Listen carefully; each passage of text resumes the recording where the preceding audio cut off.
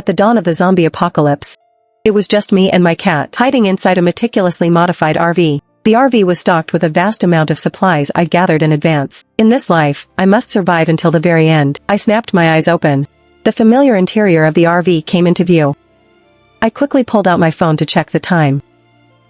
May 20th, 30:25, 9 a.m. I had actually been reborn. I was back to 3 hours before the zombie outbreak.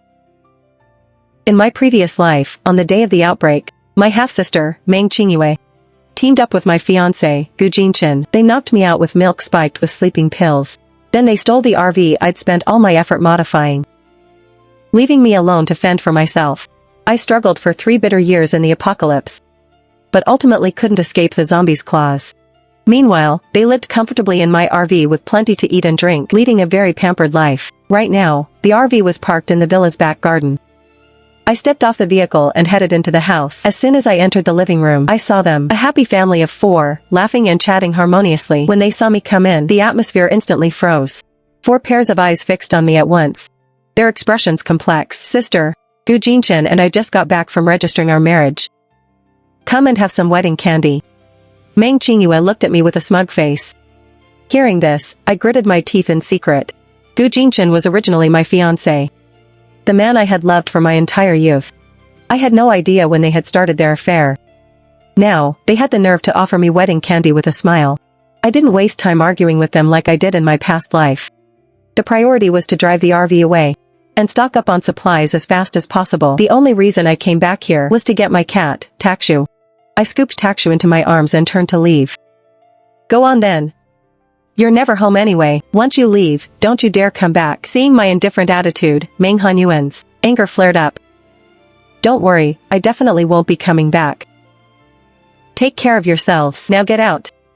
As of today, you are no longer my daughter. Meng Hanyuan cursed at my retreating back. Beside him, Meng Qingyue was beaming with pride. Finally, she had driven that annoying Meng Shirwan out of the house. From now on, everything in the Meng family was hers. The property was hers, and the man was hers too. By the time I drove to the nearest large shopping mall, it was already 9:28 a.m. Only 2 hours and 32 minutes left until the outbreak. Time was of the essence. I sprinted through the supermarket pushing a cart, drawing glances from several employees. I went to the fresh food section first and grabbed 10 pounds of mutton, 10 pounds of beef brisket, 10 pounds of pork, 10 pounds of chicken, and 10 pounds of fish and shrimp. It's not that I didn't want to buy more, but the RV's refrigerator could only hold about 50 pounds of meat. Next, I went to the grains and oil section, loading up 10 bags of flour, 10 barrels of oil, and 50 bags of salt. Finally, I reached the seasoning aisle, taking a bit of everything from the shelves, until the cart was overflowing. I pushed the cart to the checkout counter, then grabbed another empty cart, and charged back into the supermarket. This time, I bought all sorts of fruits and vegetables, as well as some daily necessities. Before leaving, I asked a clerk to go to the warehouse and bring out 35 large jugs of drinking water. Back at the checkout, all the supplies had been scanned. I swiped my card to pay. A male manager politely said to me, "Miss, where would you like these delivered? I can have my staff help you move them." I pointed outside. There's a pink RV parked by the entrance. I'll have to trouble you then. The staff members quickly got to work, continuously loading items into the RV. Once everything was settled, I checked the time on my phone again. 1 hour left until the outbreak. I hurried into a pharmacy. I didn't care what they were. I just swept all the medicine off the shelves. The clerk watched from the side, hesitating to speak. Eventually, she couldn't help it. "Miss, we have regulations. We can't allow someone to buy this much medicine at once." I turned to look at her. I said, "I'll pay you 10 times the price. I'm taking these with me right now. Can you sell them? If not, I'll go ask another store." The clerk was stunned, her head nodding uncontrollably. "Yes, yes. Miss, take whatever you need." I placed several baskets filled with medicine on the counter. Then I took out my phone and scanned a payment of 500,000. I told the clerk to hurry and bag them up. The clerk looked at the piles of medicine. Even with the markup, it wouldn't even reach 100,000. She immediately started bagging them with lightning speed. Leaving the pharmacy, I went to a nearby clothing store to buy some clothes. Finally, I hit a pet store for 50 pounds of cat food and some deworming medicine for Takshu. When I got back to the vehicle, It was already 11:58 a.m. I locked the doors securely, ready to face the end of the world. Right then, piercing screams erupted outside the RV. I saw a mutated male zombie on the street lunge at a woman with its mouth wide open. The woman twitched twice and was dead in seconds. But in the blink of an eye, she rose again, her mangled, bloody body lunging at other pedestrians. People on the street were running in all directions. The screams were constant. The entire city was falling into chaos. I watched this scene coldly through the window. In my previous life, I was one of those people being chased. A young man dashed out of the supermarket and ran straight for the RV. I recognized him. He was the one who helped me load the water earlier. He reached the RV and frantically pulled at the door, hope shining in his eyes. Inside the RV, I watched him through the window with an expressionless face, completely unmoved. The young man looked devastated. He couldn't understand why I would leave him to die. Soon, several zombies pounced on him from behind, their sharp teeth greedily tearing into his flesh. I turned away, trying to avoid the bloody sight. In the apocalypse, morality and kindness only get you killed faster. I pulled Takshu into my arms. The one I care about is already by my side. The survival of others is none of my business. Outside, the young man's eyes turned gray. He had already turned into a zombie. He instinctively continued to pound on the door, making loud thuds. The noise was making me increasingly irritable. I walked to the storage area and grabbed a trench shovel. Then I opened the window, leaned out, and swung at the zombie with all my might. With a wet crack, the zombie's head fell to the ground. Seeing that, I pulled back the shovel, planning to go to the bathroom to wash off the blood. Suddenly, a mechanical voice echoed in my head. Ding! RV system bound. Killed one zombie. Newbie reward. RV is now permanently immune to all damage. Quest: submit 1 golden core to expand 1 cubic meter of space. My eyes widened in shock. No wonder Meng Qingyue and the others lived so well in the last life. They must have obtained the RV system. Now, in front of me, a virtual cross-section of the RV interior appeared. It showed all the areas that could be expanded. I was completely dazed. Because every single storage space could be expanded. Doesn't that mean I could collect massive amounts of supplies? It's literally a mobile warehouse. But when I thought about the expansion requirements, I lost my smile. 1 golden core for just 1 cubic meter. In the early stages of the apocalypse, even if you kill 100 zombies, a golden core isn't guaranteed to drop. But then again, every extra cubic meter means more supplies, which means more security for me. The priority now is to find a way to get golden cores. As time passed, more and more zombies appeared on the street. Some were drawn by the scent of blood. They threw themselves against the RV, trying to drag me out and eat me. But this time, I didn't hear a single sound. As long as the windows were closed, it was silent inside. I got excited. Immunity to all damage is this powerful? It even blocks out the noise. Doesn't that make my RV indestructible? It's the perfect fortress. My mood brightened instantly. Humming a little tune, I went to the bathroom to wash the blood off the shovel. Taksha sat on the coffee table, head tilted, watching me with big, innocent eyes. Coming out of the bathroom, I patted his head and said, "Eat your fill, and then we'll go hunt some zombies." Taksha shook his head in disdain, looking a bit annoyed, letting out a cute little grumble. I went to the kitchenette and boiled a few fresh shrimps I'd just bought at the mall. Seeing the treats, Taksha jumped over immediately, his round eyes full of longing. As for me, I started feasting on fried chicken and beer. It was pure bliss. Meow. Taksha protested, having not received his food yet. 5 minutes later, I served the cooked shrimp to Takshu. He began devouring them happily, purring with satisfaction. I sat on the sofa, alternating between roast mutton and cold beer, fried chicken and iced drinks. It was incredibly cozy. Outside, groups of people were fleeing in terror. They were wearing the same uniforms, likely co-workers from a nearby office. One sharp-eyed guy looked through the window and saw the scene inside the RV. His eyes nearly popped out of his head.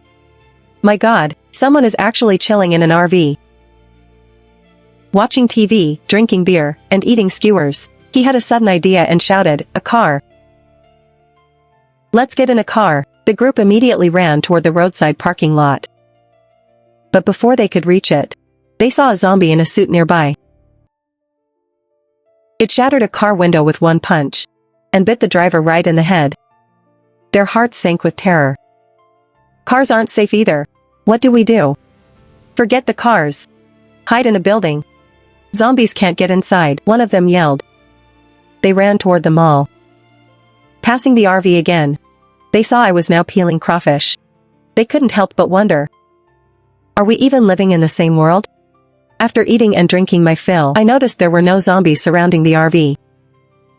Logically, zombies track humans by scent and movement to locate and attack. Does the RV block sense too? Skeptical, I cracked open the window by the sofa. Instantly, a nearby zombie snapped its head around and lunged toward me with stiff movements. I slammed the window shut in a panic. The zombie, as if losing its target, looked confused for a moment, then went back to searching for other prey. I get it now. Closing the doors and windows blocks my scent. If I open them, they'll find me immediately. It was now past 2 p.m. Those who could hide had already hidden. Those who couldn't were now zombies. I did a rough estimate. There were several hundred zombies on the street, and many more wandering inside the mall. If I killed them all, I might get a few golden cores if I'm lucky. The system said earlier that the RV has permanent immunity to all damage. That should include collision damage too. At that thought, I felt a surge of excitement. Since I can't kill them all by hand, I'll just run them over. I went to the driver's seat, started the engine, and in the next second I floored the gas and plowed into the zombies. I wasn't stupid enough to drive into the thickest crowd though. Instead, I circled the perimeter, picking off isolated zombies. As long as their skulls are crushed, zombies stay dead for good. Under the crushing weight of the tires, the wide street became a mess of flesh and blood. Some people who were hiding saw the scene from their windows. Their scalps tingled with fear. Who is this badass? Playing with zombies like they're toys. That car is insane. After all that crashing, there isn't even a dent. Meanwhile, zombies inside the mall heard the commotion and began swarming onto the street. I felt no fear at all. Driving the RV, I aggressively countered wave after wave of zombies. 20 minutes later, the street was covered in bloody tire tracks and various zombie corpses. The zombies in the immediate area were mostly wiped out by me. I slowly brought the vehicle to a halt, then grabbed my shovel and opened the door. That's right, I was going out to find golden cores. Gripping the shovel tightly, I walked onto the blood-stained street. Nearby, a few undead were still twitching. Like I was slicing watermelons, I split open their heads. If there was no core, I immediately moved to the next one. The people hiding upstairs, already terrified by the scene, were even more shocked by my actions. It's a girl. Her movements are so brutal. How can she be so calm? I focused on searching for golden cores. If a zombie charged at me, I'd swing the shovel and smash its skull. The killing motions were already engraved in my bones. As long as it wasn't a horde, single zombies posed no threat to me. After a thorough search, I found a total of 7 golden cores. A decent haul. Back inside the RV, I couldn't wait to check the expansion options. The RV's cross-section view reappeared, showing the storage spaces clearly. The problem was how to distribute these 7 golden cores. The weather would soon turn extremely hot. Food and water were the most important, but medicine was also indispensable. The RV's air conditioning would be running constantly, so gasoline for the generator was essential too. After careful thought, I decided to first expand the medicine cabinet by 1 cubic meter. I clicked the expand label on the diagram. A quantity selection page popped up instantly. 1 golden core can expand 1 cubic meter. Please make a selection. I decisively chose one and clicked confirm. The mechanical voice spoke again. Congratulations. Expanded 1 cubic meter of space. All expanded spaces feature permanent freshness. I was shocked. That meant items would never spoil, no matter how long they were stored. My God, this feature is godly. I immediately looked at the medicine cabinet, but saw no physical change. I went over and opened the cabinet door. It was packed to the brim with medicine, showing no visible difference. Puzzled, I asked the system, "Where's my expanded space?" In a flash, a 3D spatial field appeared beside the cabinet. It looked very sci-fi. Skeptically, I began placing medicine into it. Then I suddenly realized that the medicine in this space could be organized and retrieved using my consciousness. Excited, I used 2 cores on the water tank and 4 on the refrigerator. Once finished, I went to the driver's seat, started the engine, and set my target for another pharmacy. 10 minutes later, a pharmacy came into view. There were no zombies near the entrance. I parked the RV right against the door, creating a sealed passageway. This would prevent zombies from getting inside. Then, shovel in hand, I entered the pharmacy. After confirming there were no zombies, I relaxed. I took a basket to the common medicines and, without looking at the labels, started shoveling them in. Meanwhile, Taksha jumped out of the RV. Perhaps bored, he was meowing away.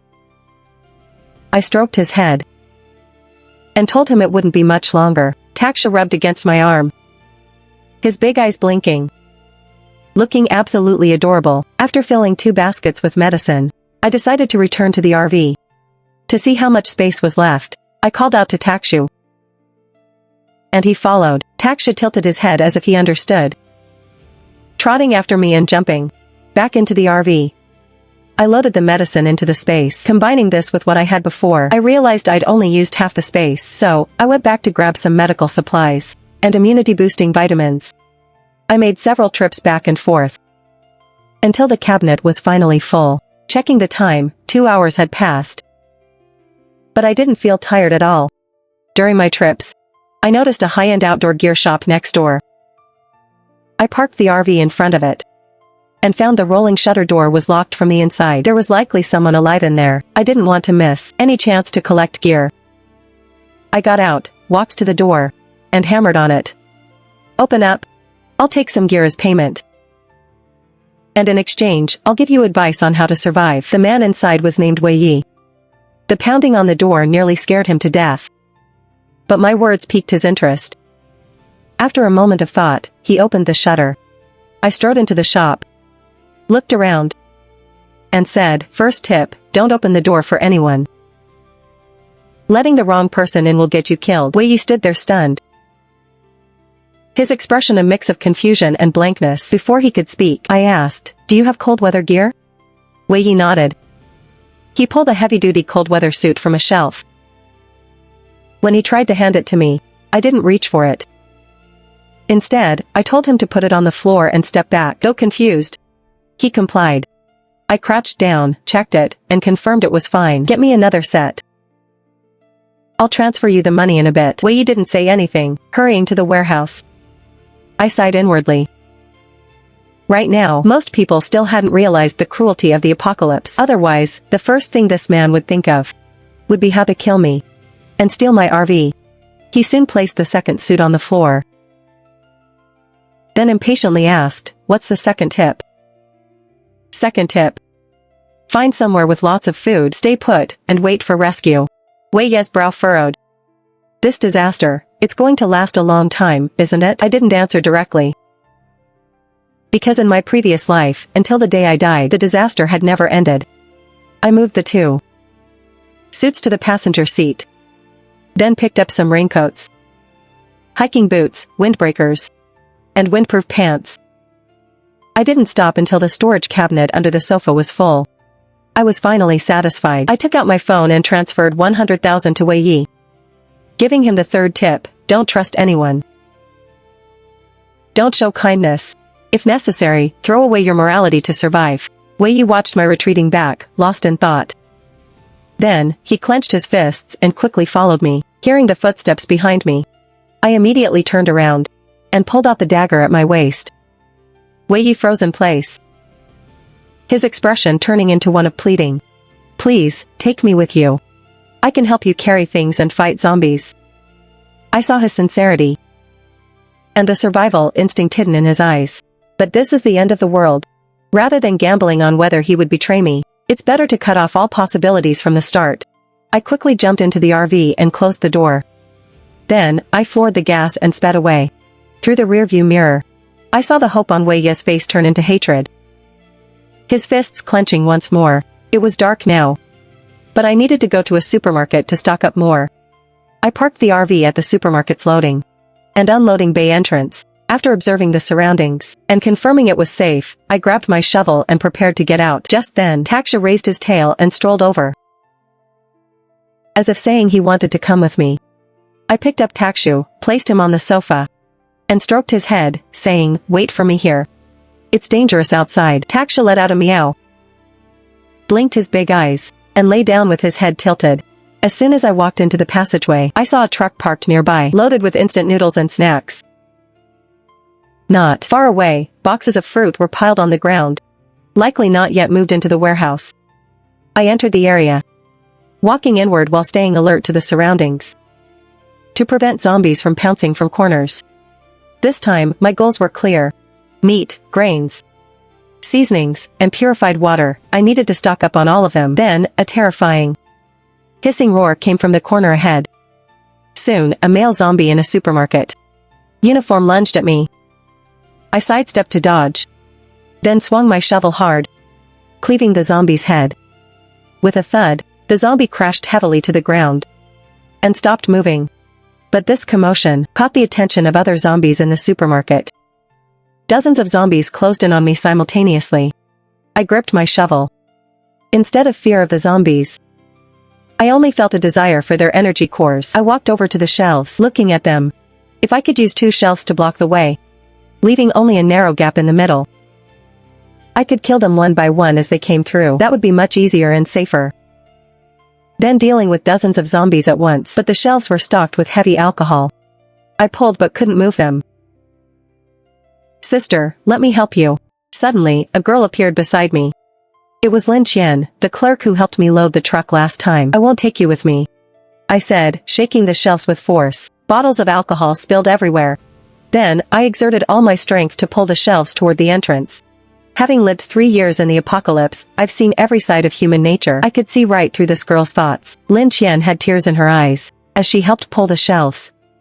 The zombies were getting closer. She was trembling with fear, only hoping I would change my mind. The two of us quickly positioned the shelves, blocking the passage until only a 1-meter gap remained. Dozens of zombies craned their necks as they rushed over, nearly knocking the shelves over. Lin Qian retreated 2 steps, shivering, but her gaze occasionally drifted to the RV outside the passage, certain ideas running through her mind. I stood at the gap, killing every zombie that came through, checking for energy cores as I went. During this, I glanced at Lin Qian. I had already seen through her little schemes. Without turning my head, I said, "You can't drive the RV away. There are zombies everywhere outside. If you want to live, find a place and stockpile enough food and water, then wait for rescue." Seeing me slice through zombies like watermelons, Lin Qian knew I was not to be trifled with, so she abandoned that thought. 20 minutes later, I dug out a clear energy core from the pile of corpses. Although there was only one, it was better than nothing. Lin Qian, watching me covered in blood and wearing a smile, found the scene horrific and terrifying. She now had only one thought in her mind: to leave immediately. Otherwise, things wouldn't end well. Lin Qian followed my advice. She found an office inside the supermarket and frantically moved supplies into it. She was right not to choose to hide in the warehouse, because the warehouse supplies would become a target for many people. Meanwhile, I had entered the supermarket and had already taken out 3 stray zombies. Then, I locked all the other entrances and exits of the supermarket to prevent zombies from other areas from barging in. After that, I pulled over a shopping cart. The top priority was to start collecting supplies immediately. I first went to the deli section. Braised food and miscellaneous snacks were my favorites. I filled an entire cart. I pushed the shopping cart back, and as soon as I entered the passage, I saw several men in supermarket uniforms knocking on the side door of my RV. Through the door's glass, Takshu was baring his teeth and his fur was standing on end. The wrench in one man's hand was even bent from prying. But the RV door remained unmoved. Frustrated and furious, he smashed the door handle several times. but not even a bit of paint chipped off. Another man was even more broken. He smashed the glass several times, but not a single mark was left. The group was shocked. Even if this RV were made of steel plates, it should have some dents in it. It was completely unscathed. Someone then spoke up, "I'll go find a cutting machine." I refused to believe this thing is indestructible. As he turned around, he saw me standing not far away with the shopping cart, staring at them coldly. The man pretended to be calm and asked, "Are you the owner? It's dangerous for a young girl to be out alone. Take us with you. We'll protect you." Others were also relieved to see I was just a girl. Just one girl. "The RV is as good as ours." I let out a cold laugh and said to them, "Leave my RV immediately, or suffer the consequences." Just then, a man in a security uniform pointed to the shopping cart behind me and asked, "Did you pay for those things? I suspect you're stealing from the supermarket. You'd better open the RV door now and let us inspect it." The man looked triumphant, seeming to think his rhetoric had cornered me. A flash of mockery crossed my eyes, truly foolish and greedy. The next second, the sharp edge of the shovel slit the man's throat. Red liquid gushed out. The man fell to the ground with a thud. Murder. She actually dared to kill someone. The remaining men retreated in terror. In the apocalypse, what does a life matter? If you don't get lost now, stay and keep him company. They shuddered and immediately turned and ran back into the supermarket. Watching them flee in panic, I sighed to myself. Right now, I had cleared the zombies in the supermarket, and there was plenty of food and drink. As long as they waited peacefully for a rescue team to arrive and take them to a base, they'd be fine. They could have lived well. Yet they insisted on coming to me to find death. I opened the back door of the RV and moved all the supplies from the cart into it. Once everything was done, I got onto the vehicle, closed the door, and locked it from the inside. Taksha jumped into my arms aggrievedly, rubbing his head against me repeatedly. I stroked his head and comforted him, "As long as I'm here, no one can hurt you." Then I pulled a large chicken leg from a bag and placed it on his dinner plate. Taksha smelled the aroma, licked his lips, and began to eat with great satisfaction. I opened the refrigerator. First, I moved the fruits and vegetables into the expanded storage space, then started filling the fridge with items from the shopping cart. Then I pushed them into the space with my mind. At this point, I realized that so many items only occupied one corner of the space once moved in. I didn't expect 1 cubic meter could hold so much. I calculated that it would take another 5 or 6 trips to fill it up. So, I thought of the manual pallet jack in the passage. That could carry quite a lot of items at once. Just as I was about to get off the vehicle, I felt something pulling at my pant leg. I turned around and saw Taksha wagging his tail and looking at me blankly, clutching the edge of my clothes in his mouth, refusing to let go. I smiled and said, "I'm going to collect supplies so we can live better in the future." Taksha whimpered and still didn't let go. Seeing this, I crouched down and asked, "Do you want to come with me?" Taksha blinked his eyes and suddenly jumped into my arms. Back in the passage, I found some plastic crates and stacked them on the pallet jack. Then, with Shwe, I pulled the pallet jack into the supermarket. The survivors in the supermarket looked at me in terror and hid one after another. Clearly, the news of what happened outside had spread. I couldn't be bothered with them. Stockpiling supplies was the only thing I needed to do. I first returned to the deli section. After packing up various braised foods, I loaded up many cold side dishes. I couldn't miss the fried dough sticks and pancakes, or the sushi and rice dumplings from the neighboring stalls. I took some of everything. Taksha sat on the pallet jack, watching me without running around, behaving very obediently. I paused as I passed the pastry section. The exquisite and beautiful cakes were incredibly tempting. Take them all. In this life, I definitely won't mistreat myself. After clearing the pastry section, I pulled the loaded pallet jack back to the RV.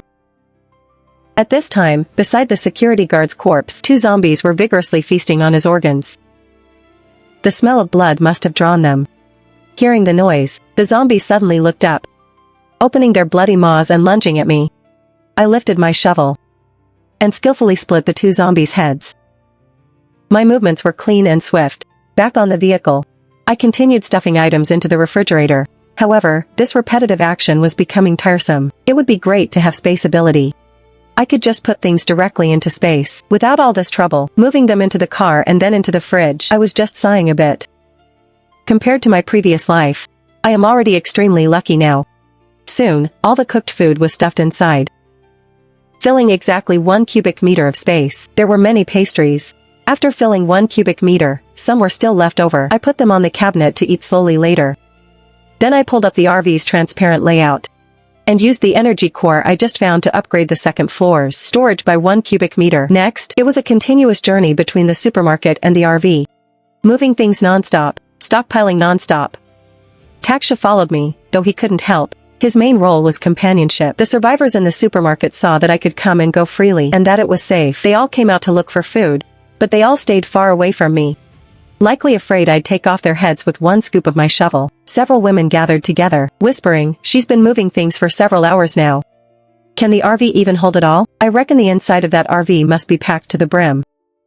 There's probably no place left to even stand." By the time I finished, it was the early hours of the morning. Looking at the well-stocked RV, I felt a rare sense of stability and satisfaction. In the expanded 1 cubic meter space on the second floor was a full load of rice, weighing a total of 1,600 pounds. Even eating 1 pound a day, it would last for over 4 years. It was full of security. In other spaces on the second floor were 500 pounds of flour, 50 barrels of cooking oil, and various seasonings. In the refrigerator's 4 cubic meter expanded space, besides 1 cubic meter of cooked food and 1 of pastries, it also held 1 cubic meter of meat and 1 of seafood. Altogether, it was nearly 4,000 pounds. The expanded 2 cubic meter purified water tank was also filled with mineral water by me. Of course, I didn't forget the drinks. The area by the cabinet was full of the sodas I love. At this moment, not only was I not sleepy at all, but I also comfortably started having hot pot. A small soup pot on the induction cooker was bubbling, with meat slices and meatballs rolling in the spicy soup. It looked extremely inviting. Vegetables and meat for the hot pot were laid out around it, along with a 6-inch fruit cake.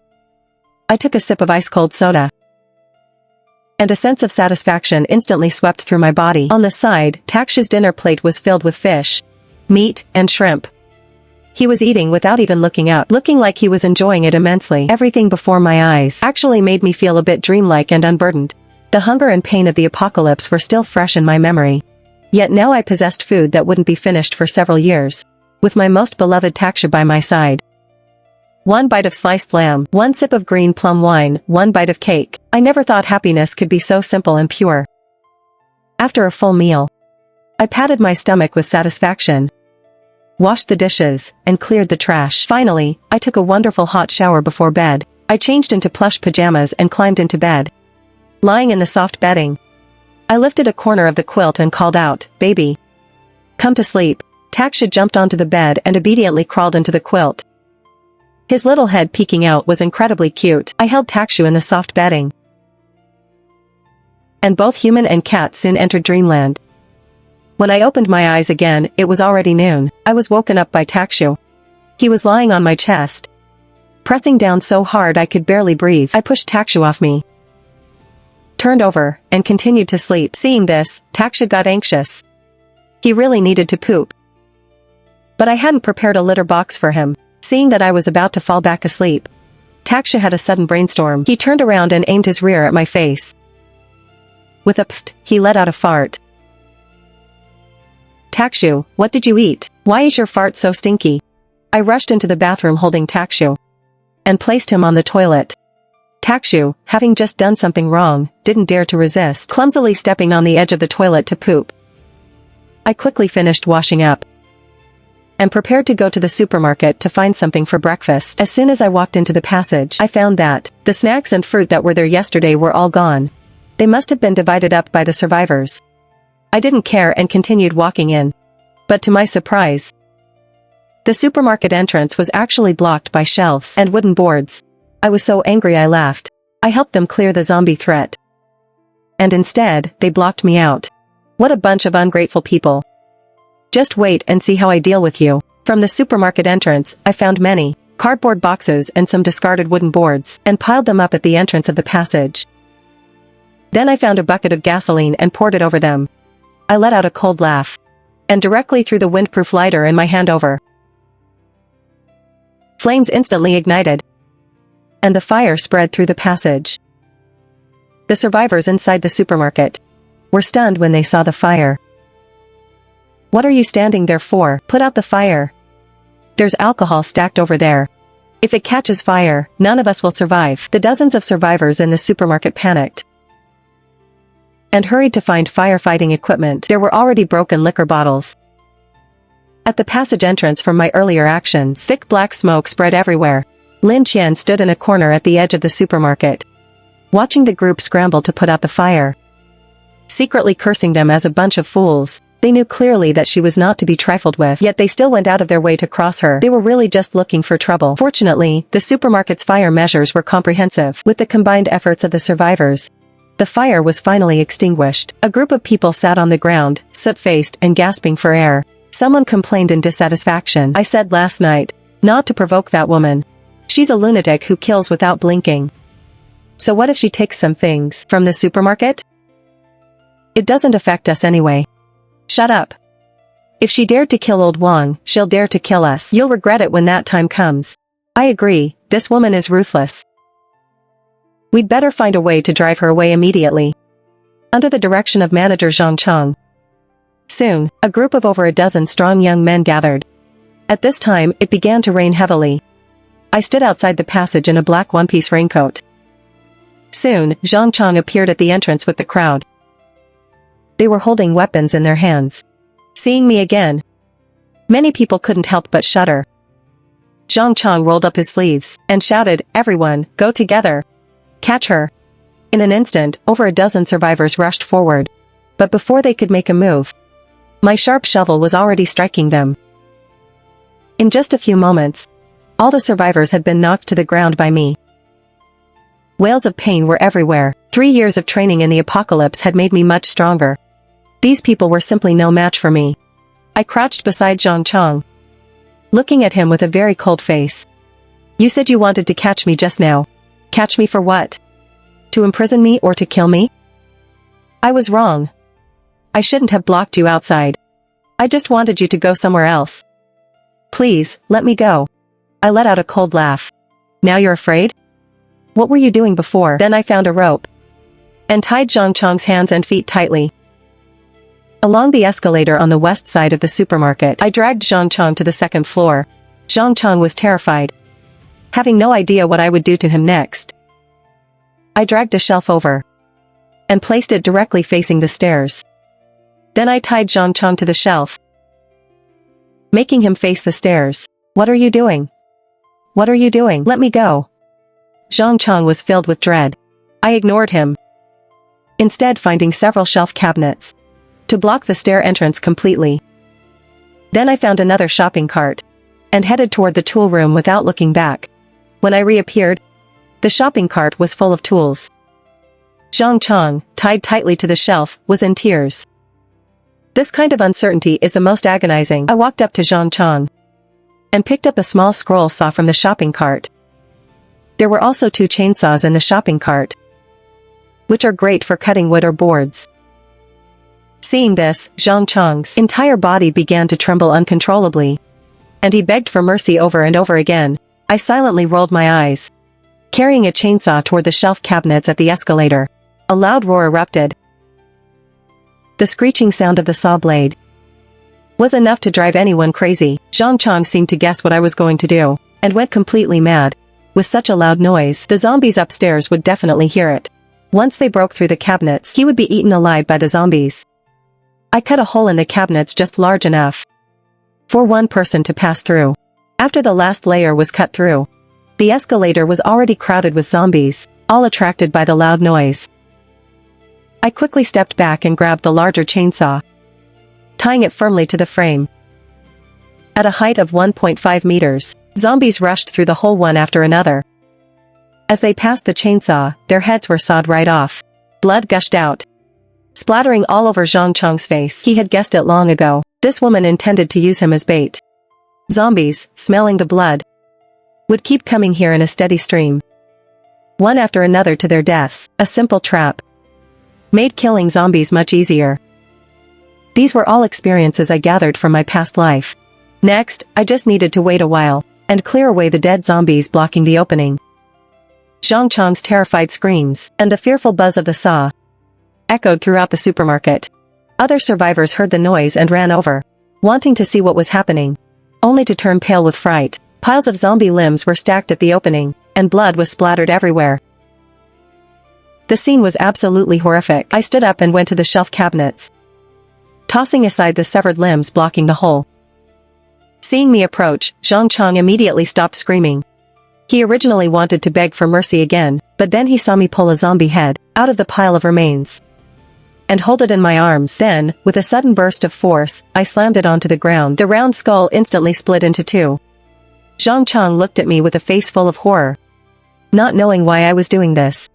Afterward, I smashed open a dozen more skulls in a row, but not a single golden core appeared. At that moment, in a claw machine shop on the second floor across from the supermarket, 2 men and 2 women were peering through the gaps in the blinds, secretly observing the situation outside. The girl with the hair bun whispered, "What's happening over there?" The sound of chainsaws mixed with screams. "It makes my skin crawl." A man with glasses beside her thought for a moment. "No matter what, let's go over and take a look. We can see if we can cover for you while you collect some supplies," the other girl said excitedly. "With a chosen one like you here, we can live well even in the apocalypse." The girl with the hair bun, called the chosen one, was named Su Yuning. They had originally come out shopping with their respective boyfriends. Who knew they would encounter a zombie outbreak? Seeing things were wrong, they immediately hid in a claw machine shop, which was how they escaped the disaster. At the same time, Su Yuning discovered that she could freely enter and exit a space that others couldn't see. It was then she realized she had actually awakened a rare spatial ability among the apocalyptic superpowers. Right now, they were in a mall filled with resources. She was ambitious and decided to make a big move. The 4 of them quietly made their way downstairs to the street. Looking around, it was unusually quiet. Except for a few scattered zombie corpses on the ground. They walked around and didn't see a single living person. They cautiously walked toward the supermarket.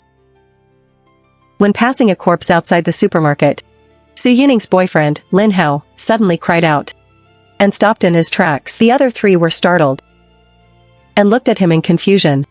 Lin Hao knelt down and carefully examined the corpse's neck. "This man is not a zombie," he said.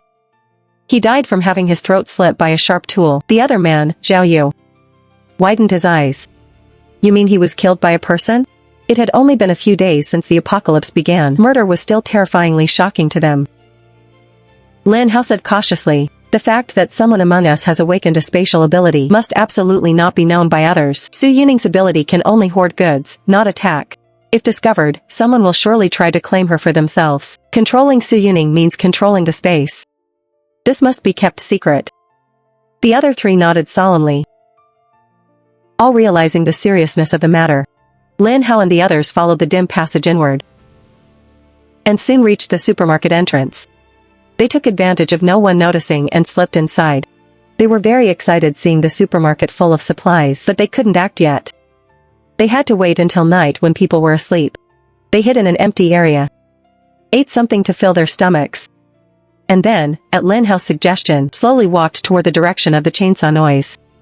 Reaching the second floor, Su Yuning and Liang Ying's faces instantly turned pale with fright. They clung to each other tightly. The 2 men didn't look much better. Their lips were white, and their bodies were stiff. They saw that not far away, zombie corpses were piled up like a small mountain, with broken skulls everywhere. Beside them was a woman in a black raincoat, rummaging through the skulls for something. The chainsaw at the opening was still buzzing, and zombies kept rushing out of the opening, only to be sliced into 3 pieces, and the man tied at the opening. No one knew if he was dead or alive, as he was no longer moving. Su Yuning said in a hoarse voice, "I thought before that it might be humans using a chainsaw to fight back against zombies. I never expected to see a scene like this. It's too terrifying, too bloody." Lin Hao's eyes were filled with shock. "A zombie trap. This is actually a trap designed to deal with zombies." Then, he said with a grim expression, "We must be wary of this woman. She will surely become our greatest threat in the future." After working hard all day, I had only found 3 golden cores. My luck wasn't great. So, I decided to find the warehouse first, to get some food for Toshua and myself. I walked up to Zhang Chang and cut the ropes binding him with a small knife. "That's enough for today," I said. "Go back and get some rest. We'll continue tomorrow." Zhang Chang collapsed to the ground with a thud. He had only one thought now: to get away from this hellhole immediately. Lin Hao and the other three, who were secretly observing, hid in the bedding section on the second floor. Seeing me leave, Lin Hao whispered instructions to the other three. Wait until 2 or 3 in the morning. Zhao Yu, you go pull the main power switch. Liang Yin and I will help Yuning collect the supplies. Restore power after 10 minutes. And come back here. No one will suspect it was us. On the other side, following the signs in the supermarket, I quickly found the warehouse location. The warehouse was huge. Looking around, the shelves were stocked with all kinds of daily necessities. Further inside was a cold storage area, storing various vegetables, fruits, and meats. I found a trolley. All sorts of vegetables, both familiar and unfamiliar, and fruits were all gathered together. Before leaving, I stopped by the freezer in the cold storage, and loaded up on lots of my favorite ice cream. After filling 2 trolleys, I pulled them back with satisfaction. Back at the RV, I first served some cat food to Toshue. Toshue was starving, and ate in huge gulps, not bothering with me at all. I took out the 3 golden cores I had gathered today, using all of them to expand the refrigerator space. Then, I placed the gathered supplies into the expanded space one by one. Fruits and vegetables each took up 1 cubic meter, and the ice cream only took up a small half cubic meter. Seeing that the remaining space wasn't filled, my OCD started to act up. So, I decided to take the trolley and check out the nearby snack street. It was already very late. Looking up, I could see the stars shining in the night sky. Inside the shops on both sides, there were either bright or dim lights on. On the road were a few fallen zombie corpses. I pulled the trolley straight to a milk tea shop. In my previous life, I had craved this so much. I entered one at random and found the storehouse, moving out all the raw materials stored inside. As long as I had enough raw materials, I could make any drink I wanted in the future. Next, I went to the restaurant next door for a look. In the kitchen, I grabbed a pack of chicken claw and crab pot pre-made meal kit to have as a midnight snack tonight. Nowadays, to prevent secret recipes from leaking out, many chain restaurants send out prepackaged meal kits. They only need to be heated up. People always say meal kits are unhealthy, but soon, they won't even have meal kits to eat. I pulled the trolley back to the RV and put the bags of milk tea ingredients into the refrigerator space. It wasn't until it was stuffed full that I felt satisfied. This was my greatest joy at the moment. I went to the kitchen and took out a wok. Opening the meal kit and pouring it in to heat up, I thought about it and decided to have an iced watermelon tonight too. I cut one of the watermelons I brought back this afternoon in half and put it in the fridge to chill.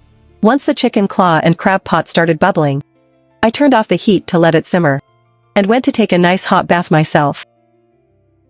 After coming out of the bathroom, I stuffed the dirty clothes into the washing machine and blow-dried my hair. Everything was settled. At dinner, I took out my phone and started a movie. It was a very healing pastoral food movie. I first took a big spoonful of the iced watermelon.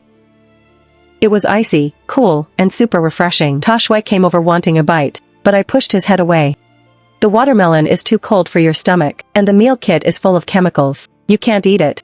Toshue tilted his head, looking as if I were bullying a poor little kitty.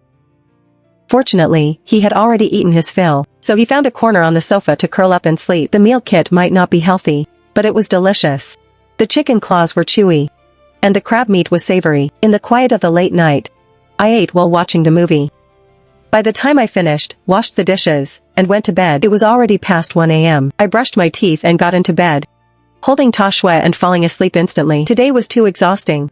Tomorrow, I must sleep in late. Sleep until the afternoon. However, as the sky was just starting to dawn, the RV surveillance alarm went off, waking me from my sound sleep.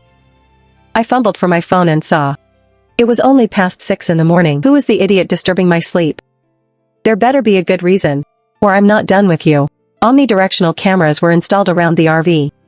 If someone just passed by, it wouldn't alarm.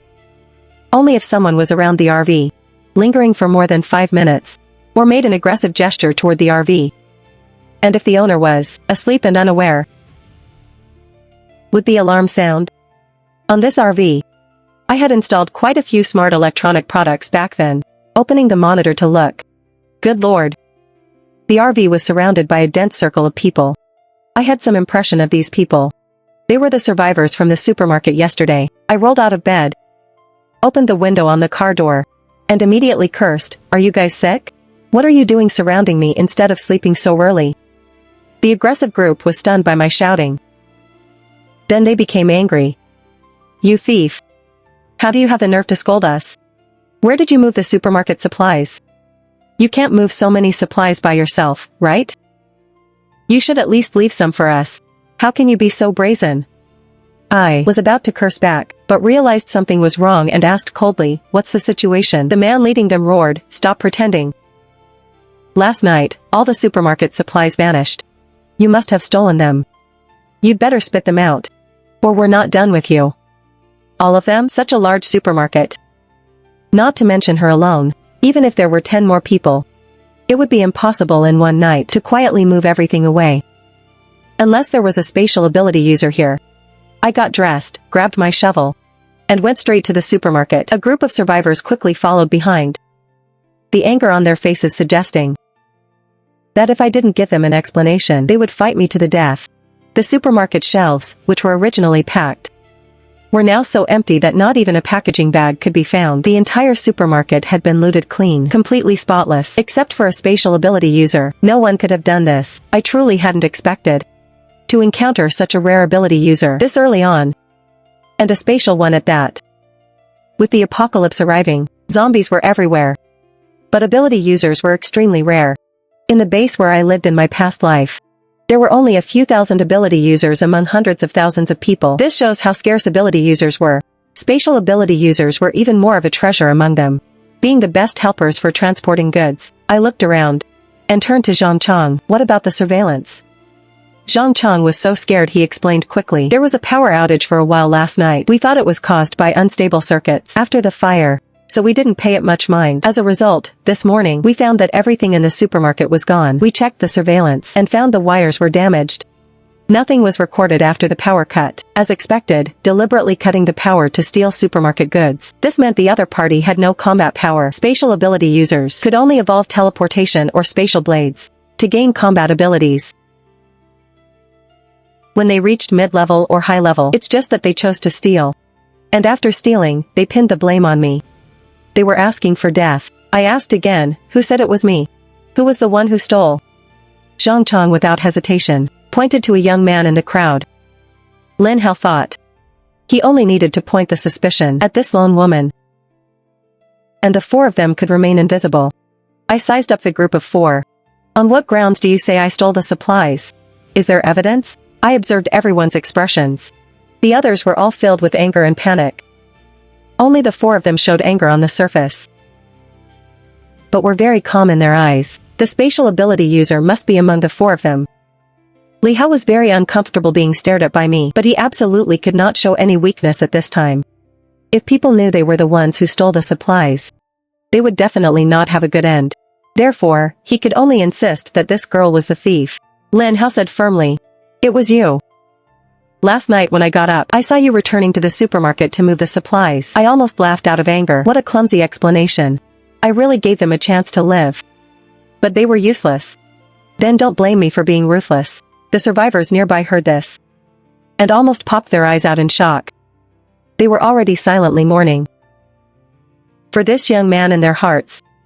Of all people, why did he have to provoke her? Even if this were the truth, why would she need to steal supermarket supplies?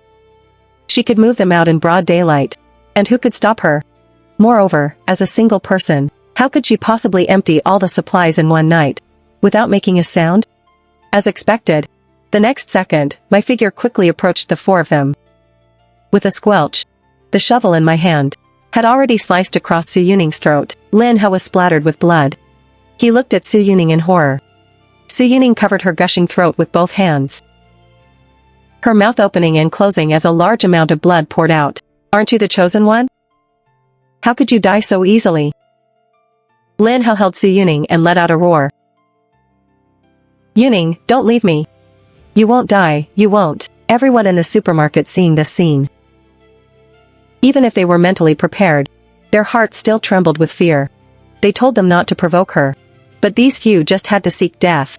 No one could stop it. She really kills as soon as words fail. She definitely won't waste another word if she can kill someone. In Lin Hao's terrified eyes, Su Yuning took her last breath unwillingly. In an instant, the vanished supplies exploded out of the void, piling up into a small mountain. Just now, Lin Hao had unconsciously blocked that girl behind him, letting me find the flaw. With a brain like that, wanting to make me the scapegoat? Simply seeking death. Returning to the RV, I opened a bottle of frosty Coke. After a few gulps, I felt instantly relaxed. As it stands, the shelter at the supermarket can no longer be stayed in. Besides the piles of zombie corpses, bacteria and various viruses would soon breed. I also have to be careful of that kid Lin Hao. He definitely won't let me off easily. Thinking it over, I opened the mobile map to check. There was a farmer's market 10 kilometers away from the supermarket. That place was not bad. I could find some seeds to try and cultivate. If successful, I could put them in the expanded space and develop it into a farm. Ta Shui, let's go. No sooner said than done. I immediately started the vehicle and slowly drove away from the mall. There weren't many zombies on the road. If I encountered any blocking the way, I just accelerated. 20 minutes later, following the navigation, I arrived at the Longwang market. But as soon as I entered the entrance, I felt something was a bit off. The roadside ahead was packed with vehicles, crowding and blocking the road. Not good. The morning rush at the farmer's market must have coincided with the zombie outbreak. When I realized this, I immediately tried to turn around and leave. But it was too late. The sound of the car engine caught the zombies' attention. In a short while, zombies poured out from every corner, gathering densely around the RV. There were at least several hundred of them. I backed the RV up a few meters, crushing dozens of zombies before it was completely unable to move. The RV can be immune to all damage, but its power is limited. Facing such a dense crowd of zombies, it was impossible to push through like a bulldozer. The zombies frantically slapped the RV, baring their teeth, their eyes gray. It looked very terrifying. I felt my scalp tingle at the moment. Finished. Ta Shui, watching the commotion outside the window, had his fur standing on end and was hissing. I comforted Ta Shui, holding him in my arms.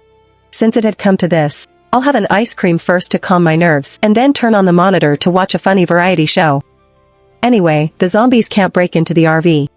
The commotion of the zombie swarm caught the attention of the survivors in the farmer's market. On the 6th floor of a certain building, a man's head quietly poked out to observe the situation, then quietly shrank back. Du Zitao sat slumped on the ground, whispering. The zombie swarms are all heading toward the road. I don't know what happened over there. The other people in the room were filled with fear, walking on eggshells, not daring to make a sound. His mother whispered. I thought I heard the sound of a vehicle driving just now. How could anyone still be coming at this time? His wife chimed in. The internet says a rescue team has been formed and is working hard to rescue survivors. Could it be the rescue team is here? Du Fu lit a cigarette. Given the situation on our side, even if a rescue team came, they might all end up dead here. It's hard. Their family had opened a farm tool shop on the 1st floor of the market. That day, Du Fu was alone in the shop directing customers. At 12 noon, a customer picking out farm tools in the shop suddenly went stiff, his head twisting, pouncing at him with bared teeth. Du Fu thought the other person was having a rabies attack, and was so scared he ran home without a second thought. It wasn't until he got home that he learned it was a zombie outbreak. Fortunately, the family, they all survived safely. Inside the RV, I looked outside. The situation hadn't improved at all. I had to find a way to save myself. If I waited for the rescue team, there was no telling how long it would take. I couldn't afford to wait. The RV indeed had a lot of food stockpiled, enough to last for several years, but the problem was the fuel tank hadn't been expanded. The fuel storage was too low. If the RV didn't run the air conditioning, the inside would surely feel like a steamer. But if the AC ran all day, the solar power on the roof definitely wouldn't keep up. I would need the gasoline generator to provide power. However, the fuel inside wouldn't even last a few days. The only way out now was to fight my way through. Fortunately, I learned quite a bit in my past life. I set the AC temperature to the lowest and ensured all doors and windows were tightly shut. Then, carrying a few buckets of cooking oil, I climbed out through the roof window. The zombies smelled the rich scent of fresh flesh and grew slightly agitated. They were desperate to grow wings and fly up to eat me. Some were pinned to the ground, while other zombies stepped on the fallen ones to climb up. If this continued, the RV would sooner or later be submerged by the zombie swarm. I stabbed the oil drum with a knife. The cooking oil instantly gushed out. I grabbed the handle and swung the punctured drum hard. scattering it into the zombie swarm. Then, I lit a lighter and threw it out, quickly ducking back into the RV and lowering the roof. A raging fire instantly ignited. With the oil to fuel it, the fire grew more and more intense. The entire zombie swarm was engulfed in the sea of flames. The zombies' miserable screams echoed between heaven and earth. I looked through the window. The entire RV was wrapped in orange-red flames. The temperature of the vehicle's body was constantly rising. I was panicking internally. System, you said the RV can be immune to all damage. You better not be screwing me over. Don't let the tires melt. Don't let the battery explode. And don't let the AC stop. If even a small problem occurs, the RV will turn into an oven in an instant. Half an hour later, everything inside the RV was normal. I was finally able to relax. Real-time news was being broadcast on the television. The officials were trying their best to soothe the public and reduce panic. According to my past life's memories, this zombie outbreak didn't even spare the official military. They suffered heavy losses. The most effective rescue plan at present was for each city to organize its own personnel to clear out a safe base free of zombies. Bases were divided into two types. One was official, and the other was private. Private bases were usually formed by financial conglomerates by recruiting people with special abilities, regardless of the type of base. In a situation of scarce supplies, getting a bite to eat depended on one's own ability. The fire continued until night before it finally burned out. But in some places, glowing red charcoal could still be seen. It looked like it would be burning hot. I decided to get a good night's sleep and go pick up crystals the next day. In April, I woke up as soon as it was light. Confirming there were no zombies around, I opened the car door. What met me was a sky full of black ash and a strong burnt smell. The ground was densely covered with charred zombies. I put on the raincoat and mask I had prepared beforehand and grabbed my tools to head out. Toshua's round eyes stared at me as he meowed.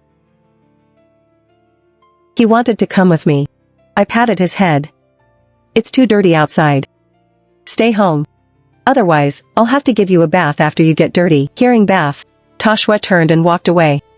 The thing he hated most in his life was taking a bath. The zombies were almost roasted to charcoal in the fire. Stepping on them made a crisp crunching sound. I walked toward the edge. Black dust followed my footsteps, drifting in the air.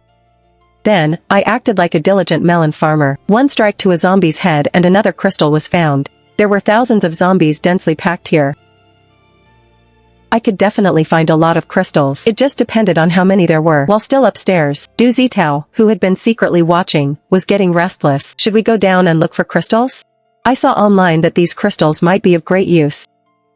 His wife, Chen Manning, immediately shook her head. I'm not going. I'm afraid of getting infected. You guys shouldn't go either. We can do without the crystals, but we must go down and bring some food up. It's been announced online that the temperature is abnormally rising by 5 degrees Celsius every day. Who knows how long we'll have to wait for the rescue team. The most important thing is to take this chance to stockpile supplies. Everyone felt that Du Fu's words made a lot of sense. So they decided to take weapons downstairs to move grain and store water. After a busy morning, I had collected a total of 10 crystals. My luck was pretty good. I couldn't wait to get back to the RV. I brought up the RV schematic.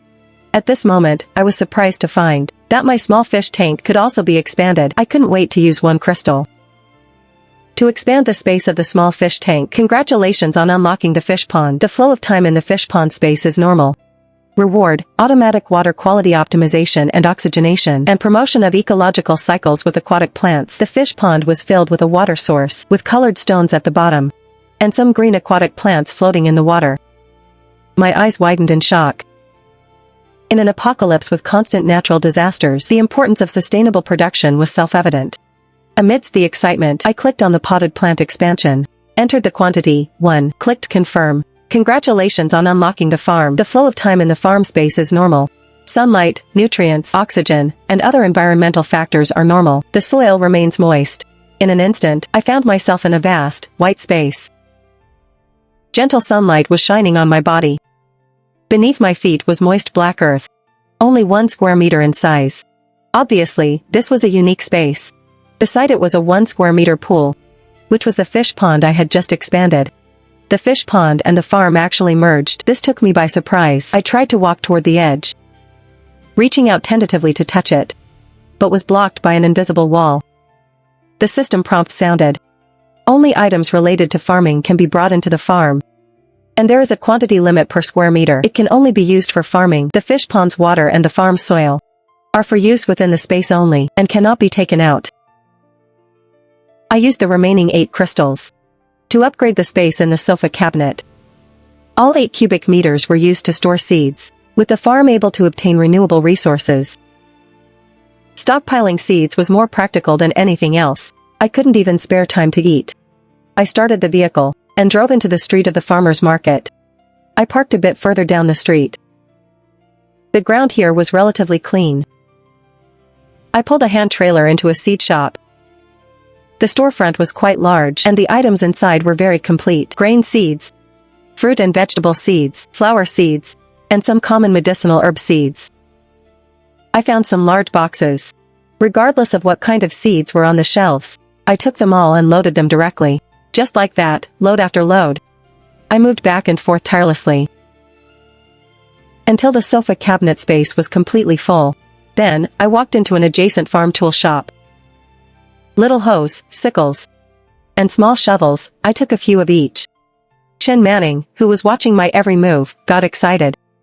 "He's taking tools from our shop. You little thief." In broad daylight. "You're stealing my things right in front of me." To the side, Du Zitao didn't know whether to laugh or cry. "It's just a few farm tools. They're not worth much. Besides, we've moved plenty of things from other people's homes too." Returning to the RV, I was already exhausted. I slumped down onto the sofa. Toshua jumped up, meowing. His round eyes were very cute.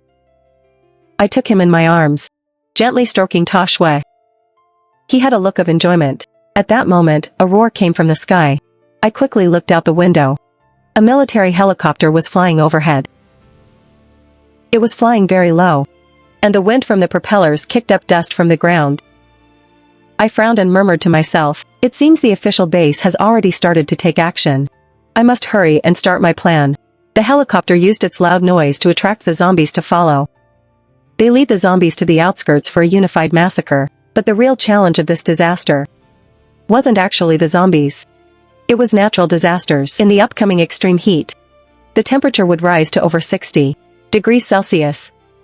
People would suffer from heat stroke, heat exhaustion, and power lines would catch fire. The whole country would lose internet connection, and fires of all sizes would burn up huge amounts of supplies. That time will be the beginning of humanity being truly pushed to a dead end. And what I had to do now was, before the heat arrived, hunt more zombies to get enough crystals to expand my space and stockpile supplies. How to hunt zombies quickly and efficiently became the most critical issue. My current first step was to modify the RV, turning it into a highly destructive zombie harvester. In an instant, the system's prompt sounded. Pay 50 crystals to upgrade the RV. Includes an automatic crystal collection feature. 50 crystals? Are you a bandit? Wait, did you say automatic crystal collection? To be honest, I was a bit tempted. If I could drive the RV and automatically collect crystals, that would increase efficiency quite a bit. But where could I get that many crystals right now? So I had a sudden idea and said to the system, "Let's do it on credit first. Once it's installed, I'll use the crystals I collect to slowly pay you back." A moment later, the prompt sounded again. "No problem, but interest will be charged. At that time, you'll have to pay back 200 crystals, principal and interest included." Hearing this, I cursed the damn system in my heart. "You are really freaking greedy." I gritted my teeth. "Fine, 200 it is. Just upgrade it first. The system will complete the RV upgrade during the night. It will not disturb the host's rest.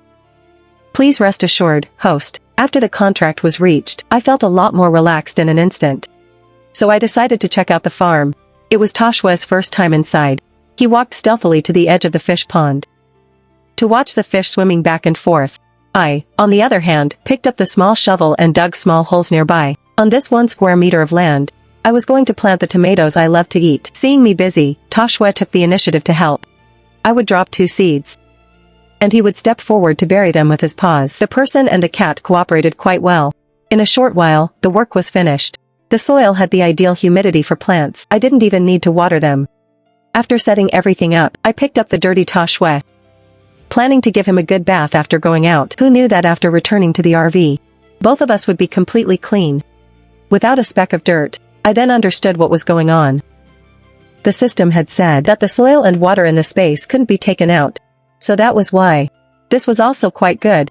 It saved me from having to bathe and change every time I finished working. Once everything was tidied up, I crawled into bed with Toshua in my arms and slept soundly.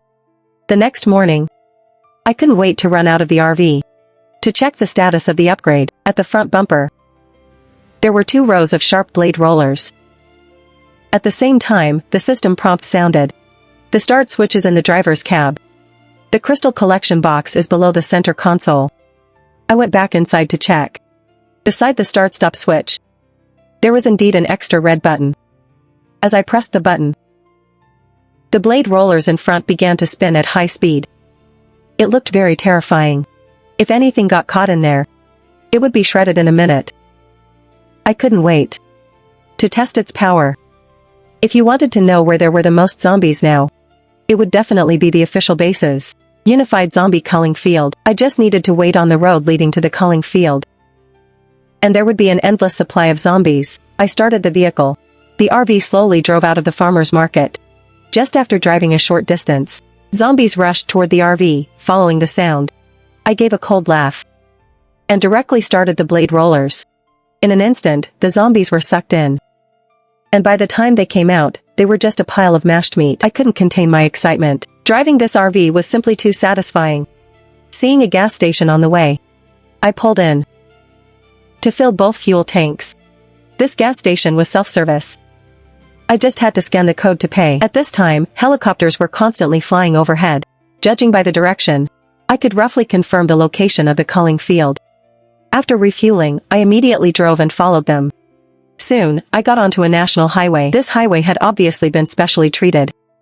There were no vehicles on the road, and high wire fences had been set up on both sides. After driving for a bit longer, many low-hovering helicopters appeared, and below them was a sea of zombies. After leading the zombies here, the helicopters would return to the city to attract the next batch. After the helicopters left, a military vehicle with a cage attached would appear. Inside the cage were live animals. The zombies on the highway would be attracted by the flesh and blood in the cage, and they were guided to the culling field.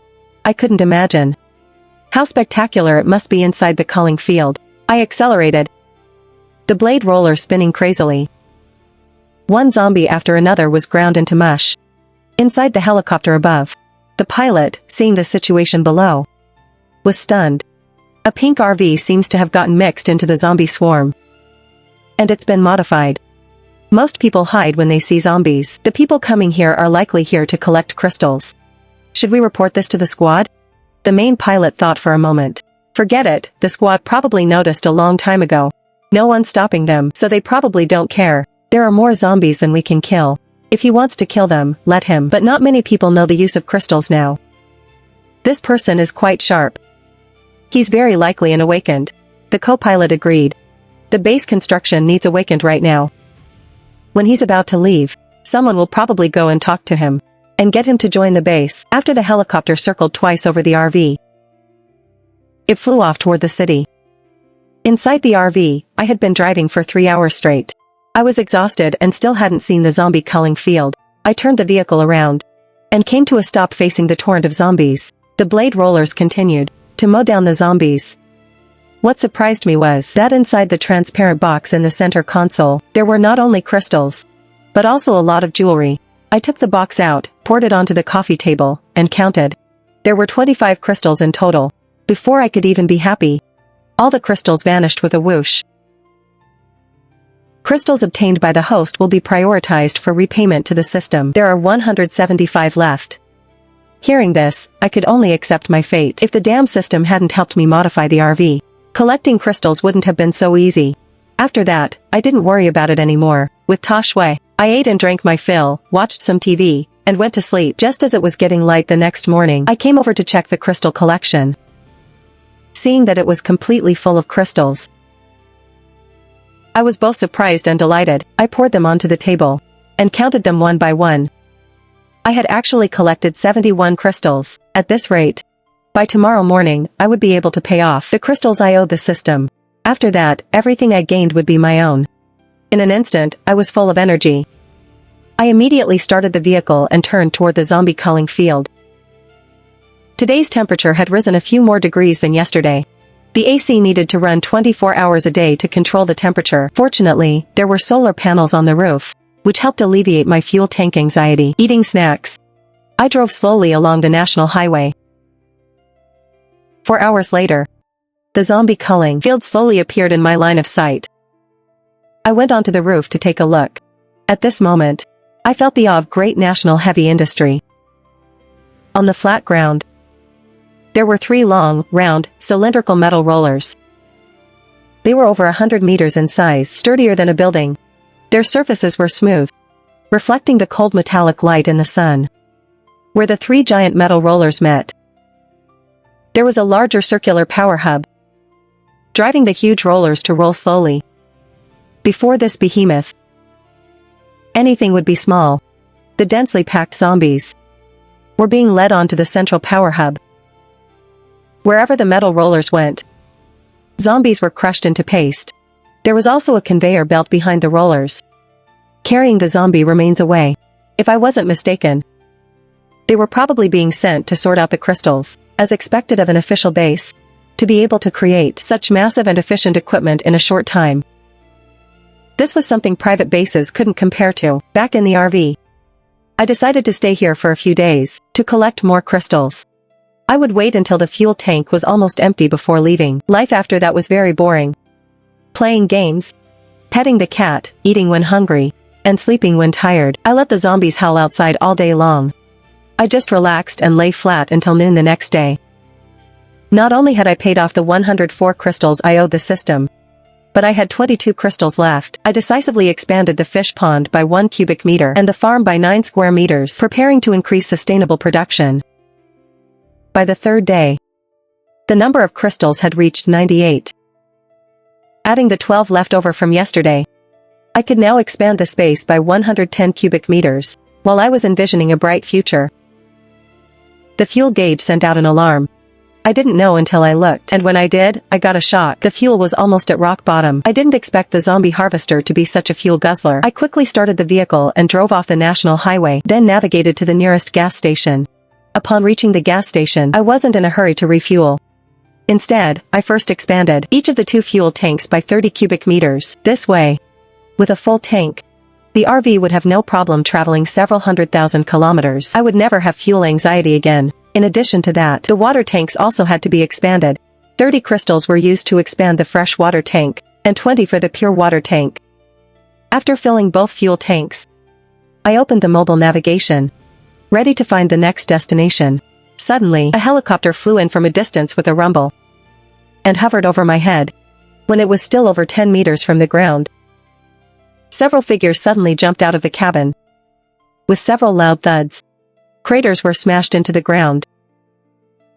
These people, however, walked toward me as if nothing had happened. I felt a sense of vigilance in my heart, whole body hardening. Could they be metal-type ability users? In the apocalypse, ability users are essentially at the top of the food chain. Every major base is desperate to recruit them. But what do these metal-type users want with me? Hello, my name is Jiang Hanyu. I'm the head of construction for the official base. We've detected that you might be a metal-type ability user. I'd like to invite you to join our base. Hearing this, I was completely dumbfounded. What did you say? I'm a metal-type ability user? You must have the wrong person. Jiang Hanyu didn't believe me. Your RV's metal is so reinforced that even a horde of zombies couldn't leave a single dent, even if you aren't a metal-type user. You must have some other ability. Please, consider it. You can name any conditions you want. If we can meet them, we certainly will. The problem is, I really wasn't one. But I couldn't reveal the existence of the system. So I had to put on a cold, aloof front. I refused, not interested.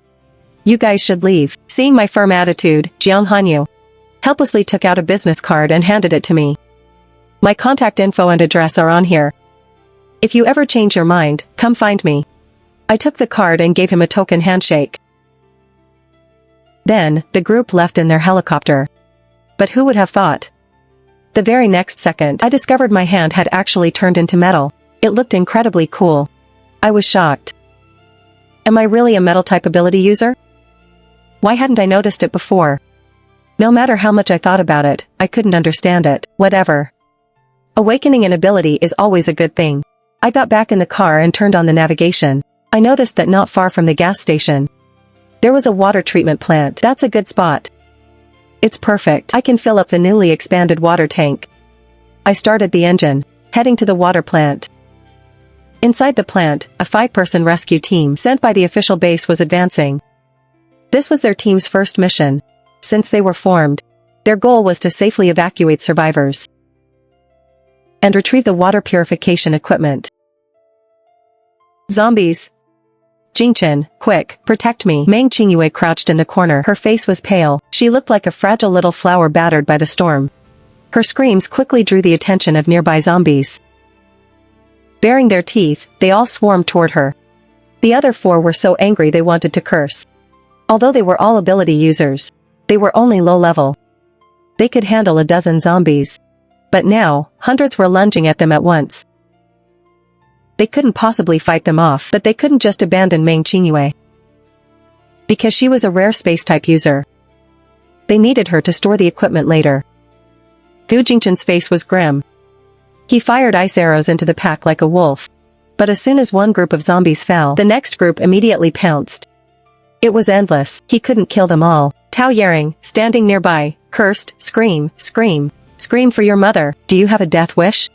If you want to die, don't drag us down. We don't want to die yet." Gu Jingchen remained silent. He was also sick to death of Meng Qingyue. It was a life-or-death situation. Yet she was still being a dead weight. She was truly stupid. Meng Qingyue was furious after being scolded. "Do you know who my father is? How dare you speak to me like that? You'll have a hard time once we get out of here. Besides, I have a rare space ability." The higher-up said, "You can die, but I can't." After the zombie outbreak, Gu Jingchen awakened an ice ability. And after Meng Qingyue awakened her space ability, her father, Meng Hanyuan, donated supplies to the base and became the head of the logistics department. He was mainly responsible for allocating base resources. You could say he held a lot of weight in the base. After all, he controlled the supplies. Most people were very polite when they saw him. Tao Yaring gritted her teeth. "So you really plan on letting us die? Do you think you can walk out of here alive if we're dead?" Meng Qingyue was about to speak, but then she started whining to Gu Jingchen. "Jingchen, look at how she's bullying me. Aren't you going to say anything?" Gu Jingchen didn't want to deal with her. He wondered what kind of creature he had married. If it were Meng Sherwan, this definitely wouldn't be happening. Gu Jingchen suggested, "We can't keep dragging this out. We have to break out. Otherwise, we really will die here." Tao Yaring was fuming. "Look at your precious little wife. Tell her to stand up and move. If she keeps acting up like this, I'm not going to wait here to die with her." Gu Jingchen asked Meng Qingyue if she could stand up. "We can't stay here." Meng Qingyue whined. "I'm so scared my legs are weak. I can't stand up. If she can't stand, let her die here then." Tao Yaring and the other 2 teammates quickly retreated without looking back. Seeing this, Meng Qingyue jumped up. "What are you doing? Do you really want me to die here?" Gu Jingchen suppressed the urge to throw her. To the zombies, he shouted, "Stop talking. Hurry up and follow me." Seeing that everyone really was abandoning her, Meng Qingyue's legs weren't weak anymore, and she wasn't scared either. She followed closely behind Gu Jingchen. They fought zombies while moving along the wall, trying to break through to the factory entrance. The situation didn't look good. Leisha fired off his last bolt of lightning. "Damn, I'm out of energy. We'll have to fight our way out by hand." And Jiawen's face was also grim. "We weren't given much ammo. We'll be out soon." Then, he thought of something and asked Gu Jingchen. "Meng Qingyue's space can hide people, right? If we really can't break out, we can hide in her space first, and then figure something else out." Before Gu Jingchen could speak, Meng Qingyue snorted from behind. "You just tried to retreat without me. And now you want to enter my space? In your dreams." Their 3 faces turned cold. How did they get stuck with such a moronic teammate? What freaking terrible luck. Gu Jingchen said deeply. "Qingyue, we're a team. They stayed here to protect you. You can't be like this." Meng Qingyue's tone softened. "Fine, since Brother Jingchen asked, I'll reluctantly let them in. I'll settle the score with them back at the base." We almost lost our lives protecting you, and you want to settle the score with us? I'll freaking kill you first. Tao Yaring pointed her gun at Meng Qingyue. Just then, a burst of rumbling mechanical sounds caught their attention. They looked toward the sound. Outside the factory, a pink RV slowly approached. The high-speed spinning blade rollers on the front swept through one zombie after another. Tao Yaring quickly pulled out a flashlight and flashed it toward the RV, trying to get the driver's attention.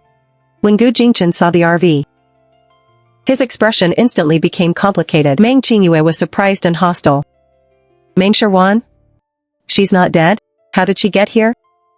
Inside the RV, I had noticed the situation long ago. Originally, I didn't want to meddle.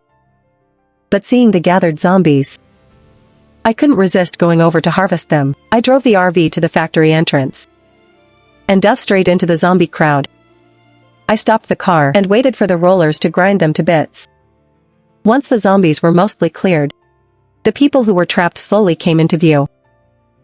Gu Jingchen and Meng Qingyue. What a small world. Thinking of what they did in my past life, a surge of anger rose inside me. Meng Qingyue saw the look in Gu Jingchen's eyes and punched him. Why are you looking at her like that? Are you still not over her? Gu Jingchen could no longer endure it. Have you had enough? You almost got us killed. If it weren't for Meng Sherwan, we'd all be dead right now. Oh, so you can't forget your ex? Now you think she's better than me in every way? That's not how you acted when you were with me. Behind her back, is it really that explosive? The three bystanders watching the drama were completely stunned. They didn't expect such juicy gossip. Meng Qingyue pointed at the RV and cursed. Meng Sherwan, it's the apocalypse. How do you have the face to follow Gu Jingchen around? We're already married. He's my husband now. You'd better stop obsessing over him. Gu Jingchen felt incredibly embarrassed. He went up to pull Meng Qingyue away. That's enough. When are you going to stop? Meng Qingyue was still fuming. What kind of attitude is that? Are you taking her side? I'm stating the facts. She must have heard news about you and came here specifically to find you. Everyone knows Meng Sherwan is pathetic for your love. At that moment, I got out of the RV holding my trowel and walked toward Meng Qingyue. The next second, I swung my fist with all my might into her face. With a whoosh, Meng Qingyue flew 2 meters back and slammed hard onto the ground. Her eyes were full of shock and disbelief. A cold sneer played on my lips. The metallic glow on my right hand slowly faded. The three bystanders watching were all shocked. A metal type ability user? She's actually a metal type ability user. Then, they looked delighted. That was great. Finally, someone can deal with that bitch. Gu Jingchen glanced at Meng Qingyue, who was unconscious and swollen like a pig's head. His eyes were full of indifference. Then, he walked up to me with an affectionate look. Sherwan, Meng Qingyue was just a business marriage. The person I've always loved is you. If this were before the apocalypse, those hypocritical words would have made me so happy I couldn't sleep. But now, they just made me want to puke. I aimed at Gu Jingchen's head and swung the trowel in my hand with a vengeance. With a thud, Gu Jingchen was instantly dazed. He wobbled, unable to stand. My face was cold. I stared at them with eyes full of murderous intent. You scum, watch me kill you both today. Gu Jingchen felt a chill in his heart. He knew things were bad. He instinctively blocked with his arm and was instantly slashed, leaving a deep wound. I swung the trowel again. But Meng Qingyue suddenly lunged forward, activating her space ability and vanishing with Gu Jingchen. I put away the trowel, feeling a bit of regret. I can't believe they escaped such a good opportunity. At the same time, I noticed something strange about my body again. This feeling was exactly the same as when I awakened the metal ability. I tentatively tried it, and the next second, the trowel in my hand vanished. My eyes lit up. I immediately used my mind to investigate. The trowel's location appeared. Then I used my mind again, trying to take an ice cream cone from the fridge in the space. The next second, the cone actually appeared in my hand. A space ability, I couldn't believe it. I had actually awakened a space ability, and it was connected to the interior space of the RV. That means when I collect supplies later, I won't have to haul them truck by truck. I can just use my ability to pull them into the space. Leisha almost thought his eyes were playing tricks on him. A space ability? Isn't she metal type? A dual type user? That's even rarer than a single space ability. A dual type user. Has never appeared in the base before. Tao Yaring shouted in shock. On the other side, after thinking for a moment, I used my mind again. Sure enough, an ice blade formed in my palm. An ice ability. She's a triple element user. The three bystanders were completely dumbstruck. They thought they had encountered a truly legendary figure. The next moment, I suddenly appeared in front of Tao Yaring. I smiled and asked, "Hey beautiful, what's your ability?" Tao Yaring was flattered. She quickly replied, "I'm wood type." I held out my hand. "Nice to meet you." Tao Yaring excitedly shook it with both hands. "I'm honored to meet you, boss. Are you really a triple element user?" I just smiled without answering. I pulled out an ice cream and gave it to her. "It's hot, have this to cool down." Tao Yaring took it quickly. "Thank you, boss." Then I looked at Jiawen. I held out my hand and asked with a smile, "And you, handsome?" And Jiawen immediately shook my hand, excited. "Sister, I don't eat ice cream." Tao Yaring slapped him. "Who asked if you eat ice cream?" "She's asking what your ability is." "I'm Earth type." And Jiawen looked embarrassed. I handed him a bottle of ice-cold cola. "If you don't want ice cream in this heat, have some happy water." And Jiawen quickly took it. He thanked me with a smile. Leisha was quite clever. Before I could even ask, he stepped forward and shook my hand. "Boss, my name is Leisha. I'm lightning type." I nodded. I smiled at the three of them. I have a bit of a temper. "I hope you three can keep today's events a secret for me." Tao Yaring quickly promised, "Don't worry, boss. We only saw what happened. Between Meng Qingyue and Gu Jingchen, we know nothing about anything else." With the power of a triple type and such decisive action, she was striking. This woman in front of them would surely do great things in this apocalypse. The three of them immediately voiced their support. "Boss, what are your plans next? If you ever need a hand, please remember us. We're willing to follow you." I gave a casual reply, and walked toward the water treatment plant. Looking at my departing back, the three whispered, "Triple type ability. So envious. I hope she can find a use for us in the future." At that moment, I looked at the lightning flickering in my palm. I sneered. "I'm not some triple type. I'm now a 6-element ability user. And the ability that truly belongs to me is actually a copy ability. As long as I have physical contact with someone, I can copy their ability and make it my own." I walked around the pool and checked it carefully. I confirmed the water source was clean and hadn't been contaminated by the zombies. I put my hand into the water and focused my mind.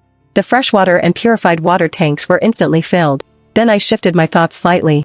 The next moment, I appeared inside the RV. Snowball was startled by my sudden appearance. Its little head was spinning. It clearly couldn't figure out what happened. It was completely baffled. I went to the cockpit and opened the energy core collection box. I counted 12 cores. I decisively used them all to upgrade the freshwater tank. Since I'm already at the water plant, I must stock up on as much water as possible before leaving. Then I tried to use my mind to go back to the factory to fill up the newly expanded 12 cubic meters of space, but I found that I couldn't. It seems I can only return to the RV from the outside. But I can't go from the RV to the outside. Helplessly, I had to walk back out. The three people still waiting there were very surprised to see me come out of the RV. They were in total shock. "Man, the boss has already learned how to teleport. So cool." Seeing the three of them still standing there, I asked, "Why are you guys still here?" Tao Yaring quickly explained, "We're waiting for Meng Qingyue and Gu Jingchen." Hearing that, I raised an eyebrow. "They're still going to come out from here?" "Yeah, Meng Qingyue can't teleport. Where they entered is where they must exit. Once they come out, we have to continue our mission." "I see." Then, I gave a sinister smile. I said to the three of them, "Don't you still need to find survivors? You go ahead. I'll keep watch here for you." I sat on the steps nearby, eating melon seeds and playing on my phone. About an hour passed. That scumbag couple finally emerged from the space. I was quick. I swung the trowel right at their throats. But Meng Qingyue's reaction was quite fast. She instantly activated her ability and they disappeared again. I waited like this until evening. But they never came out of the space again. It's no use wasting time with these two cowards. The outside temperature is approaching 50 degrees. It's unbearable. I'll kill them next time I get the chance. I got up and walked toward the RV. Back on the RV. I took a cold shower first. And changed into some fresher clothes. The weather is only going to get hotter. I don't want to go outside anymore. I decided to find a place to just lie low. 20 minutes later, I parked the RV steadily on the national highway. The blade rollers were endlessly harvesting zombies. Then, I took Snowball into the farm. I wanted to test my wood-type ability. Snowball really loved it here. As soon as we entered, it became incredibly happy. It started frolicking everywhere. Wood-type abilities can control plants, and also accelerate their growth. I crouched on the soil. And tried to focus my mind on the tomato seeds. The ability inside me was slowly released. Under the catalyst of the wood-type ability, the tomato seeds grew rapidly. In the blink of an eye, they grew to about 10 centimeters. Until the energy in my body was completely drained, the tomatoes stopped growing. I frowned. According to my knowledge of the past life, ability levels are divided into 10 levels. The higher the level, the more powerful. I'm probably between level 1 and 2 right now. Too weak. If I were to grow all the plants on the farm, it would probably only make them sprout small seedlings. But in my past life, there were rumors that the base was researching a powerful ability enhancement liquid. If an ordinary person drank it, they could awaken an ability. If an ability user drank it, they could upgrade their level. After some thought, I asked the system, do you know about ability enhancement liquid? Ability enhancement liquid, 100 energy cores per vial. Ability replenishment liquid, 50 energy cores per vial. Replenishment liquid is taken after energy is depleted. It can quickly restore your ability. Both are good things. Even after 3 years in my past life, the base hadn't figured it out, yet the system actually has them for sale. If this news got out, ability users would surely go crazy for it. But then again, this is way too expensive. I only have about 20 or 30 cores collected. I was thinking of bargaining with the system. But before I could speak, the system's urgent warning tone sounded. Alarm! The RV is locked onto by an attack. It may tip over in the coming explosion. Are you willing to spend all your energy cores for protection? Locked onto by an attack? After reacting, I quickly looked out the window. In the darkness of the night, a helicopter was hovering over the RV. A man was standing at the hatch, fiddling with a massive pack of explosives. My heart skipped a beat. I immediately shouted to the system, yes. I'm willing. Cores can be collected again, but if the RV flips, that'll be a disaster. The next second, a massive pack of explosives fell from the sky. Fire and thick smoke completely engulfed the RV. Even the surrounding zombies were blown to bits. 2 more loud bangs followed. Huge flames ignited on the national highway, accompanied by billowing thick smoke. Inside the helicopter, the man standing at the hatch sneered. For such a small fry. Did our Kill or Not organization really have to put on such a big show? It's like using a sledgehammer to crack a nut. The Kill or Not organization is a small faction within the official base. They look for supplies and kill zombies, making them a relatively benign organization. But if someone pays to have someone killed and finds them, as long as the price is right, they will take the job. The pilot laughed, nothing we could do. The other side just offered way too much. They said if we could solve this person named Mangshur one, they'd give us a small granary. Who could refuse that? Kill her quickly, and head back to report. Don't worry, it's in the bag. A mere low-level metal-type ability user. Definitely can't withstand the power of those explosives. The pilot smiled, that's fine then. Film a short video of the scene. And we'll head back to claim the reward. The man pulled out his phone and aimed it downward. But suddenly his brow furrowed. The more he looked, the more something felt wrong. On the potholed national highway, the RV was sitting there steadily. Even the glass wasn't shattered. That's impossible. Even if she reinforced the RV, it couldn't possibly withstand that amount of explosives. The man's face was full of disbelief. The next second, he saw a woman leaning against the front windshield, flipping him the middle finger. The man's face turned white with rage. He immediately grabbed another pack of explosives, preparing for a new round of bombing. Inside the RV, I shouted to the system, do you have weapons for sale? The system's voice responded, yes. Give me a powerful weapon right now. I'm going to take down that helicopter. Put it on credit. I'll pay you back double later. Weapon mall opened. Host, please choose for yourself.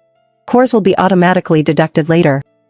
Instantly, a virtual screen appeared, displaying all sorts of weapons. As if from an arms dealer. From small pistols and grenades, to medium planes and tanks, even missiles and nuclear bombs. It made my head spin. After a quick search, I picked a smart tracking RPG. Priced at 150 energy cores, I immediately climbed out holding the RPG. After locking onto the target, I pressed the button. Whoosh! The rocket soared toward the helicopter at high speed. The pilot's reaction was fast. He immediately swung the controls to turn the craft. However, it was pointless. Because I was using the most advanced smart tracking. Then came a thunderous explosion in the sky.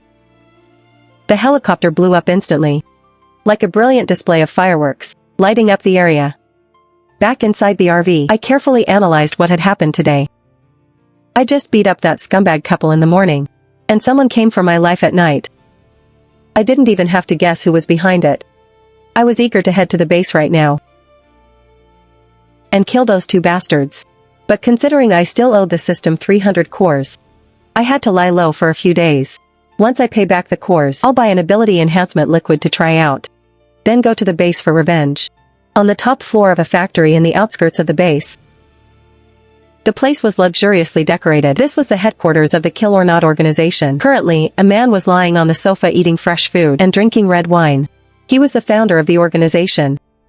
Yao Feng. Just then, a man rushed in. Boss. There's news. Did she die?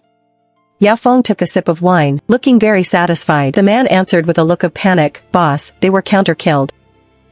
Yao Feng's hand shook, causing the wine to go right up his nose. Upon hearing the news, the boss immediately decided to send the base's most powerful ability user. Where's Shenpeng? Have him gear up. Whatever it takes, kill this Mengshi 1. Shenpeng was a speed-type ability user. And a level 3-1 at that.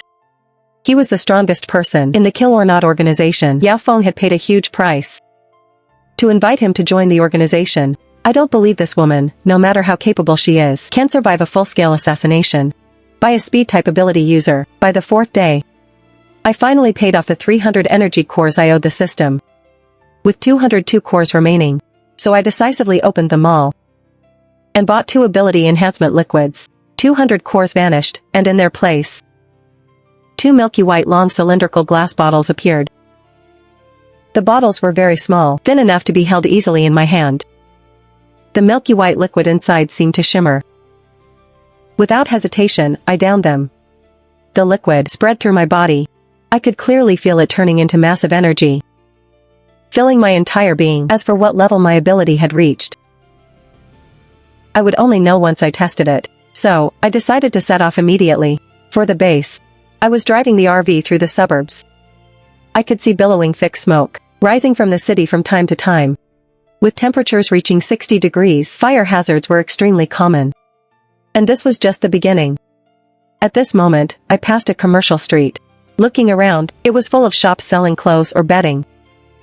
I opened the collection box.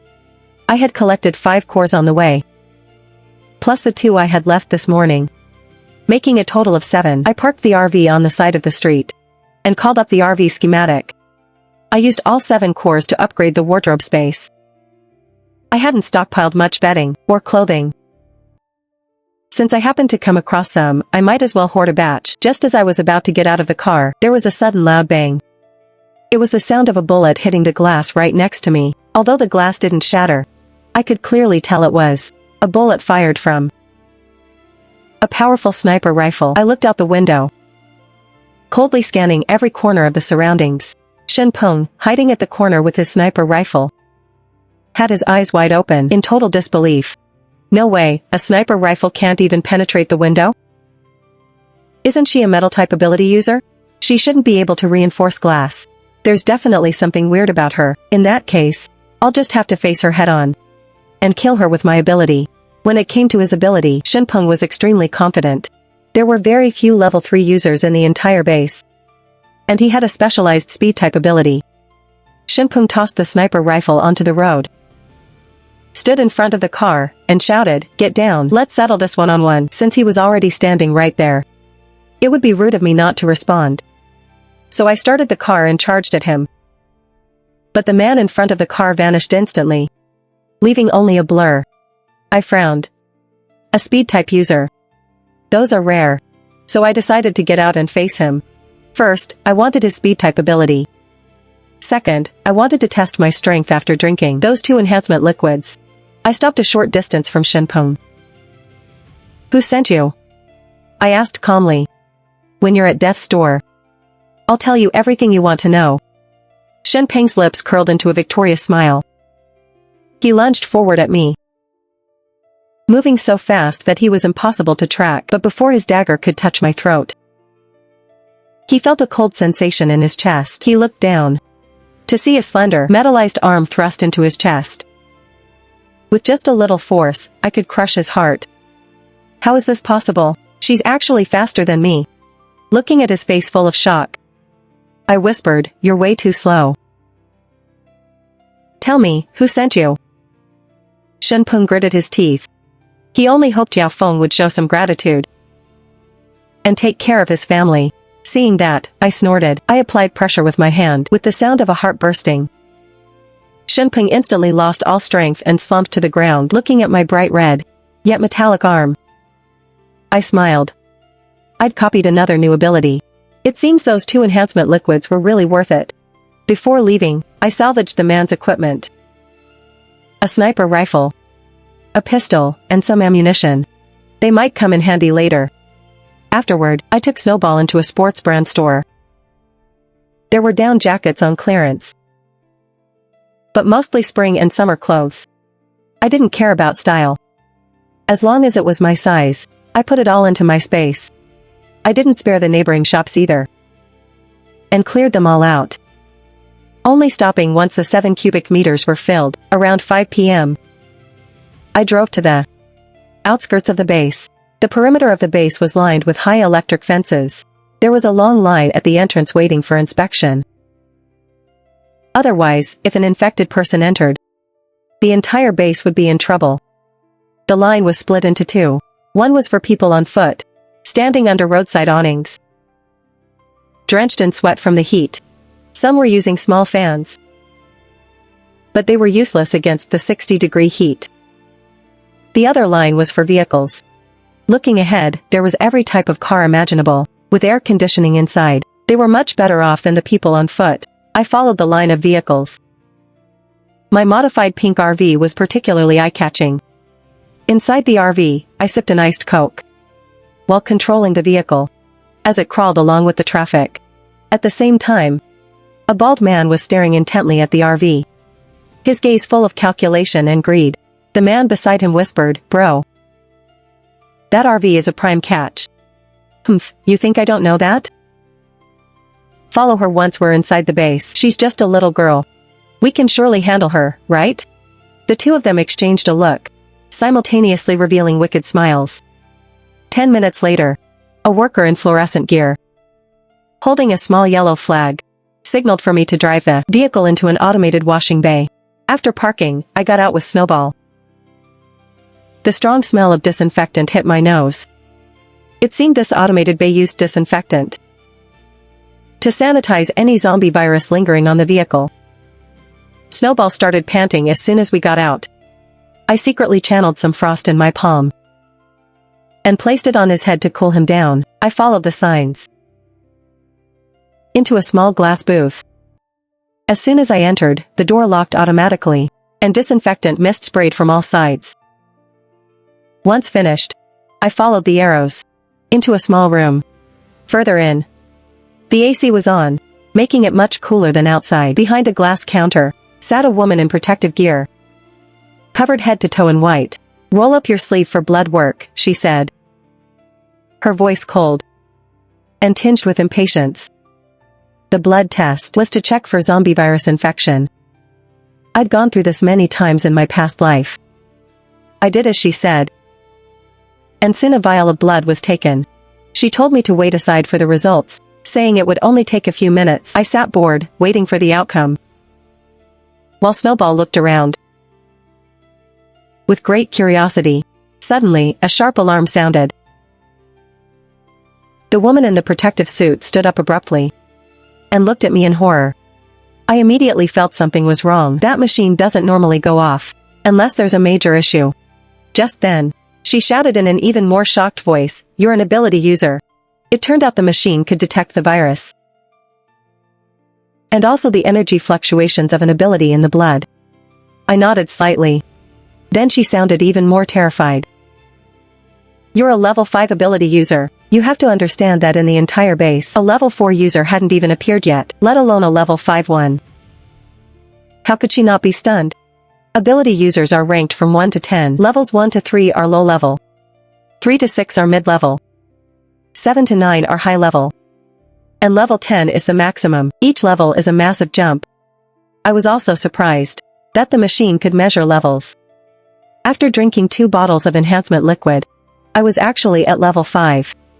Considering that 100 energy cores per bottle seemed like a pretty good deal, I looked at the excited woman and asked calmly, "Can I go now?" She became much more enthusiastic.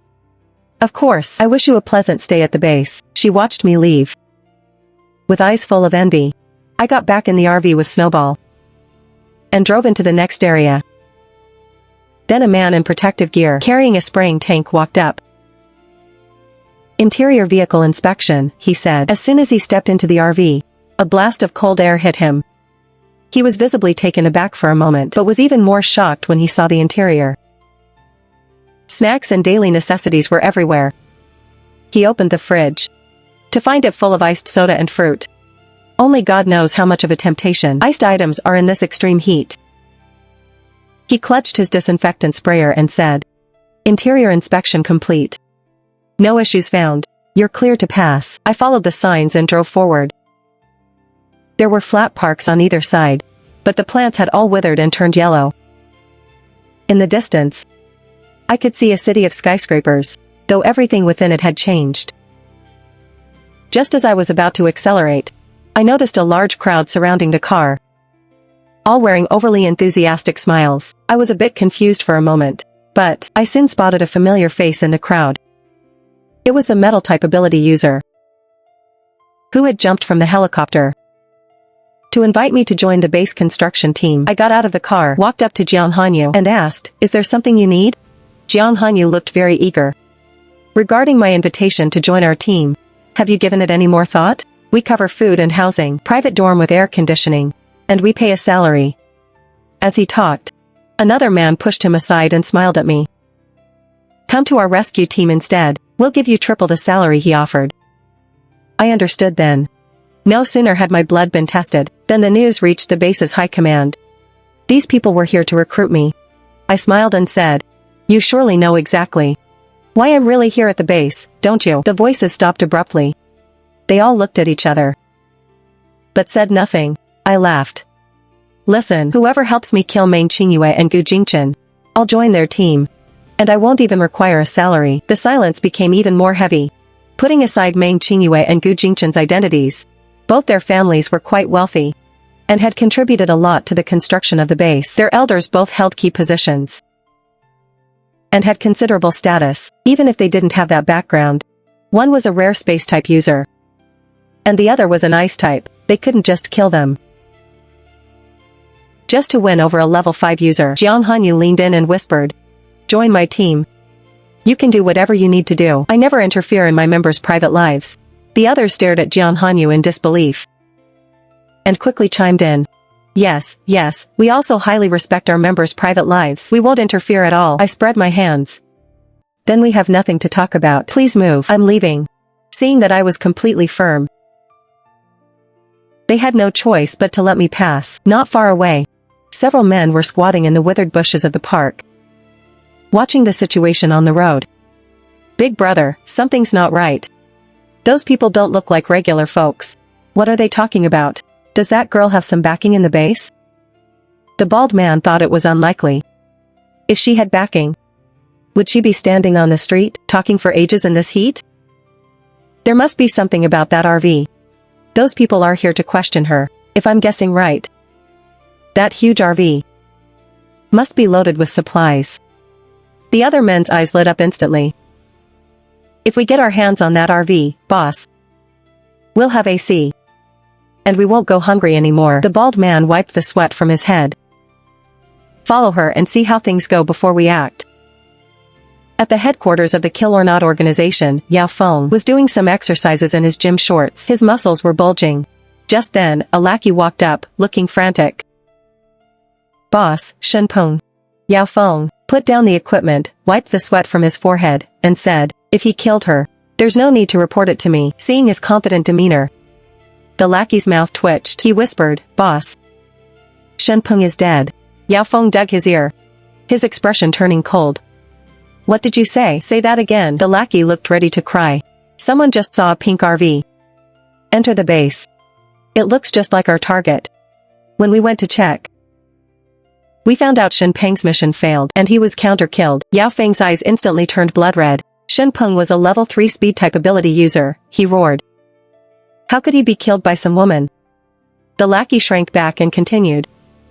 Boss, according to the base's blood test, the target is a level 5 ability user. Hearing that, Yao Feng slumped onto the sofa. He never expected that the Kill or Not organization's first contract would hit such a brick wall. The lackey tentatively asked. Boss, are we still going through with it? Yao Feng gritted his teeth. Yes, we must. Have someone watch her, but don't act rashly. Find the right moment to strike with one blow. This was no longer just about the contract. It had become a personal vendetta. The more Yao Feng thought about it, the angrier he got. He stood up and headed outside, the lackey following close behind. Boss, where are you going? Damn it. The client gave us incorrect information, causing us heavy losses. I'm going to settle the score with them. Meanwhile, at the base's hospital, Meng Qingyue was in a private ward, fuming with rage. How could he possibly be a level 5 ability user? It's absolutely impossible. Last time the professor checked, he was clearly only level 3. I knocked out several of Meng Qingyue's teeth. He's lisping as he speaks, but he's still swearing his head off. He can't accept this reality. Even less can he accept that I'm stronger than him. He muttered viciously to himself. So what if he's a level 5? I have plenty of ways to kill him.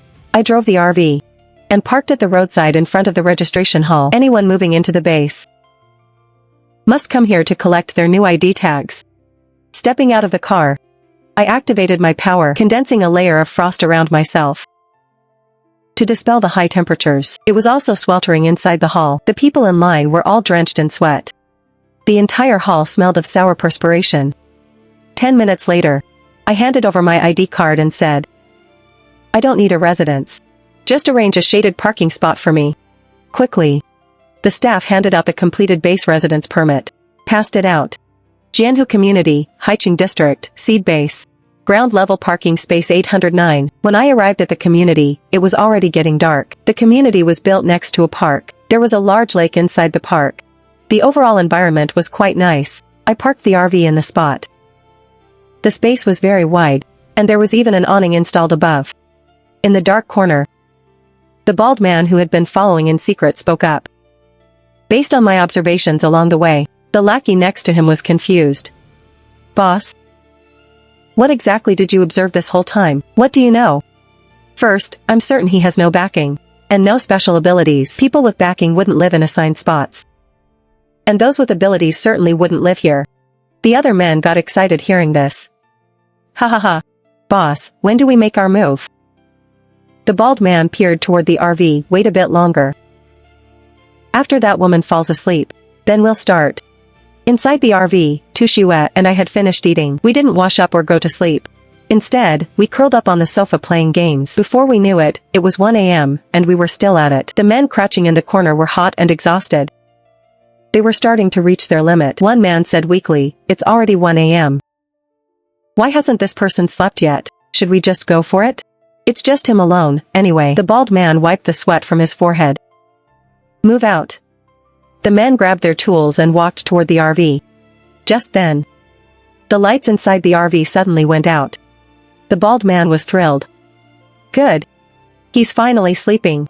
Heaven is truly helping us. But soon, the group discovered that no matter how much force they used, they couldn't pry the door open even a crack. The bald man grew angry. He swung his massive arms and slammed a sledgehammer directly into the glass. The result? The glass didn't break, but he was knocked back several meters by the recoil. The bald man sat on the ground, dazed. "Boss, did you even try? Or what? The glass doesn't even have a scratch." Faced with his lackey's doubt, the bald man was speechless. He had used every ounce of his strength. What kind of glass was this? How was it so strong? "Boss, you're no good. Let me." A burly man picked up the sledgehammer and smashed it violently against the glass. He ended up flying even further than the bald man. He sat on the ground in shock. Even bulletproof glass shouldn't be this tough. Another lackey saw this and spat, "You're all so damn stupid. Why don't we try a different window?" They proceeded to go around the car, banging and smashing the RV repeatedly. They were all exhausted and half dead. Yet, not even a tiny mark was left on the RV. Was it that hard to get in? God damn it, what is this RV made of? I reckon it's even mine-proof. Just then, several figures suddenly rushed out of the darkness, holding bricks. They slammed them hard onto the heads of the bald man and his crew. The bald man's group instantly collapsed, having no time to react to what was happening. Inside the RV, the Wui Alliance, who had been watching in secret, considered getting out to check. But the figures quickly vanished. The next morning, I started the vehicle, preparing to kill some zombies to get crystal cores. But three familiar people suddenly rushed in front of the RV. Tao Yaring and Jiawen and Lei Jia. Before I could speak, Tao Yaring shouted at me anxiously, "Boss! Help us, boss!" I remained silent, my expression cold. "What does your life have to do with me?" Seeing me silent, Tao Yaring was somewhat terrified. "Boss, we have a mission. Could you come with us? All the loot will be yours." "There's loot?" I raised an eyebrow. "What mission?" "Go to the Central People's Hospital, rescue a water-type ability user. The higher-ups have given us a direct order, we must bring that person back, but that's the Central Hospital. There are so many zombies there, you can never kill them all. Isn't this just sending us to our deaths? Can you accompany us there? The hospital's supplies will be yours, as long as we can bring the survivor back." And Jiawen and Lei Jia looked on eagerly. Central Hospital was one of the largest in Haicheng. The drug stockpile there was huge and very comprehensive, with the most advanced medical equipment. Such great supplies, I had to take them for myself. Furthermore, I could also copy a new water-type ability while I was at it. I immediately asked, "Are we leaving now?" Inside the hospital ward, Meng Qingyue answered the phone. He barked, "Have they left the base?" After receiving confirmation, Meng Qingyue let out a cold laugh. "Meng Sherwan, don't even think about coming back alive this time." The next moment, Meng Qingyue looked at Gu Jingchen beside him. He said, "Honey, I've awakened a new ability." Hearing this, Gu Jingchen was stunned. His previous impatient look vanished, replaced by a look of eagerness. "Baby, what ability did you awaken?" "The ability of precognition." Meng Qingyue's voice was clear and cold, void of any emotion, because only he knew that he hadn't awakened any ability at all. He had traveled back from 10 years into the apocalypse. He knew all the natural disasters that would happen over the next decade, as well as all the major events. He said this solely to mask the truth of his rebirth. Gu Jingchen leaned in with great expectation. "Precognition, can you predict what will happen in the future?" Meng Qingyue spoke calmly. "In 10 days, Haicheng's largest palace will catch fire. The flames will burn the lines, causing a complete blackout and loss of internet in the city. During the extreme heat, there will be fires of all sizes. The heat will end in 2 months. And then it will start to rain acid. The acid rain is highly corrosive. The soil will be destroyed, making it impossible to plant for years. After the acid rain, Haicheng will face a tsunami attack. Then, the temperature will plummet, entering a state of extreme cold." Gu Jingchen's heart suddenly grew incredibly heavy. "Then, will there ever be an end to this apocalypse?" Meng Qingyue's eyes drifted. "I don't know. If someone breaks the cycle, it might end. If not, there may never be an end. After I'm discharged, I'll have my father put me in the Jinghe research group. Perhaps that is the only way to break the cycle." In the 10 years of the apocalypse, Meng Qingyue had experienced much and learned much. By offering some suggestions, he might be able to speed up the progress of the core research. At this moment, I was on the way to the Haicheng Central Hospital. I passed a gas station along the way, and I drove in to try my luck. Fortunately, there was still fuel in the tanks. Fuel would only become more precious in the coming days. so I had to check every gas station I encountered. I took out my remaining 34 crystal cores. For the diesel and gasoline tanks respectively, I expanded each by 17 cubic meters. After filling both tanks, I continued on the road. Wherever there were many zombies, I drove right there. Right now, I needed to hoard more cores to expand my space. To store medical equipment and drugs once I reached the hospital. An hour later, I opened the core collection box and counted. There were 63 crystal cores in total. I pulled up the RV schematic and used all 63 cores to upgrade the medicine cabinet. Then, Tao Yaring called me. Boss, we've completed the task you arranged. We're waiting at your designated location. Before starting out, considering the massive number of zombies around the hospital, my RV alone wouldn't be enough. So I gave Tao Yaring's trio a task, asking them to get 3 vehicles to coordinate with me. 10 minutes later, I reached the meeting point. From a distance, I saw 3 vehicles parked by the road. 2 were tracked clearing machines, encased in steel plates. Long metal spikes were mounted on the plates, equipped with a giant claw. Leisha enthusiastically introduced them to me, saying they were specially designed for this operation. They could not only resist zombies, but also clear the road. In addition, there was a large truck. The body and around the wheels were all welded with a layer of steel. It looked exactly like a doomsday war machine. I took out the walkie-talkies I'd prepared. 1 for each person. The clearers will lead, the truck in the middle, and I'll take the rear. Each person boarded their vehicle. The small convoy moved along the road. Leisha led the way. He spoke over the radio. Boss, are we heading straight for the central hospital? I replied, yes. If zombies rush us, flatten them into pancakes. Do not stop the vehicles. The 2 clearing machines used their metal claws to move abandoned cars blocking the road. Tao Yaring and I followed behind.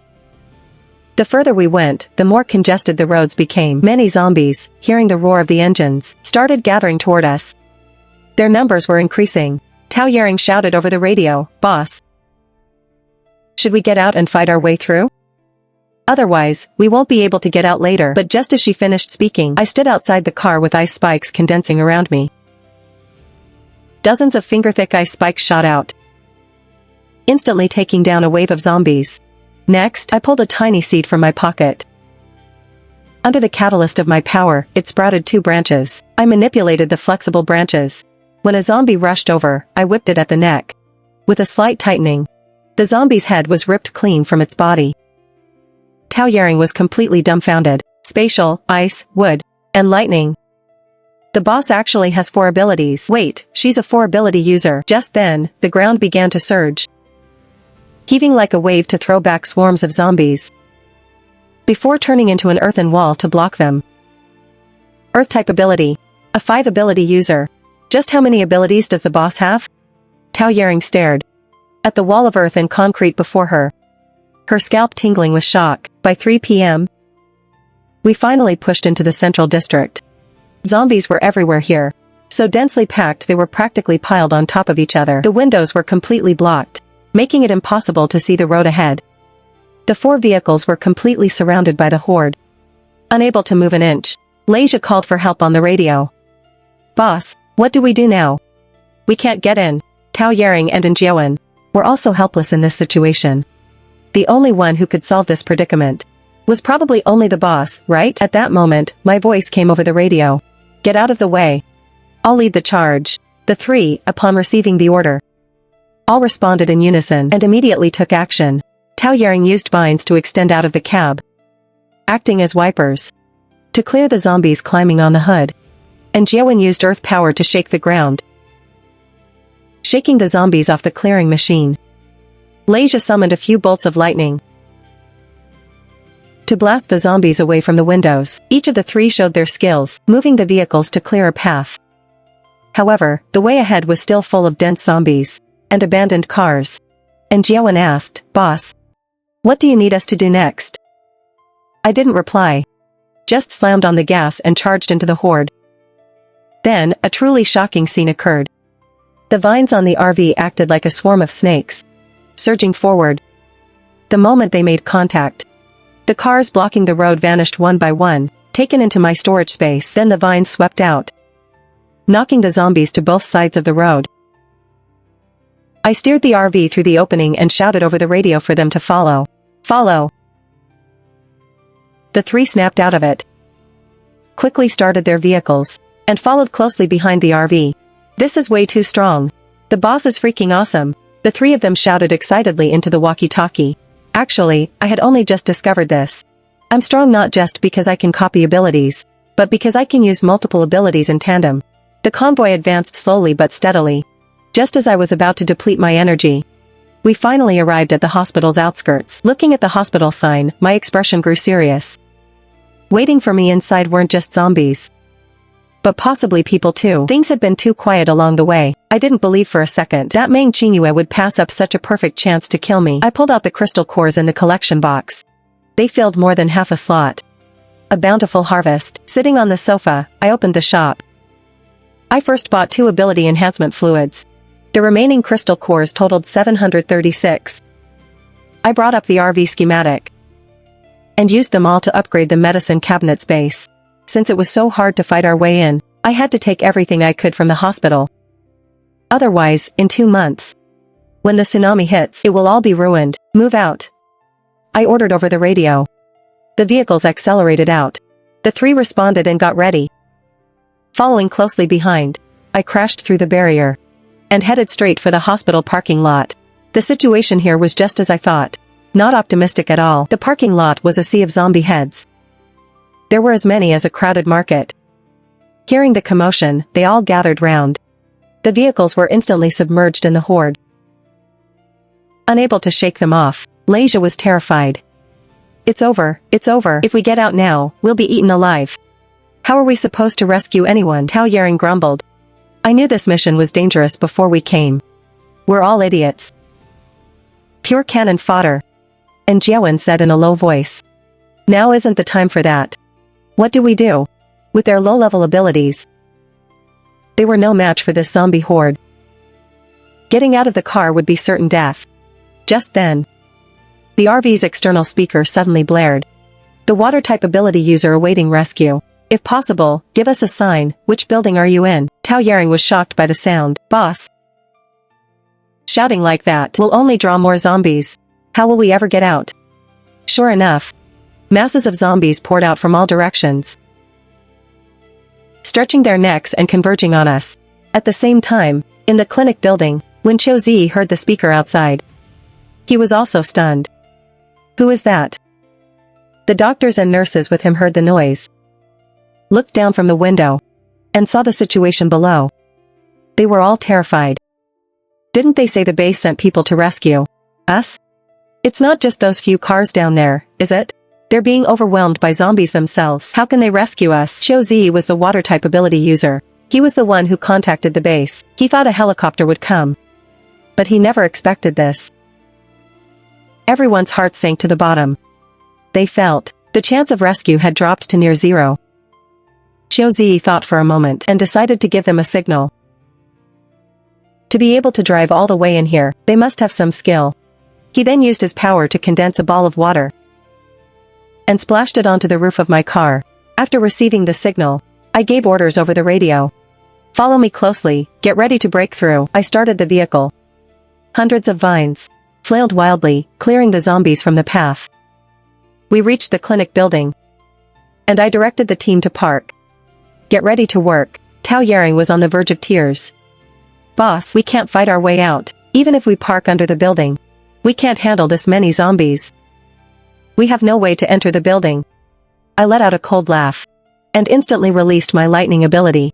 Countless bolts of lightning struck down. Zombies within a 50-meter radius were charred and smoking, collapsing instantly. Holy crap, holy crap, holy crap. Leisha was stunned. Is the boss's lightning ability this godly? Compared to this, the little sparks he produced were nothing. Tao Yaring was shocked. She has lightning too? The boss is a 6 ability user.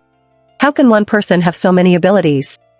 While the 3 were in shock, I controlled the vines to scale the outer wall of the building, growing upward at a frantic pace.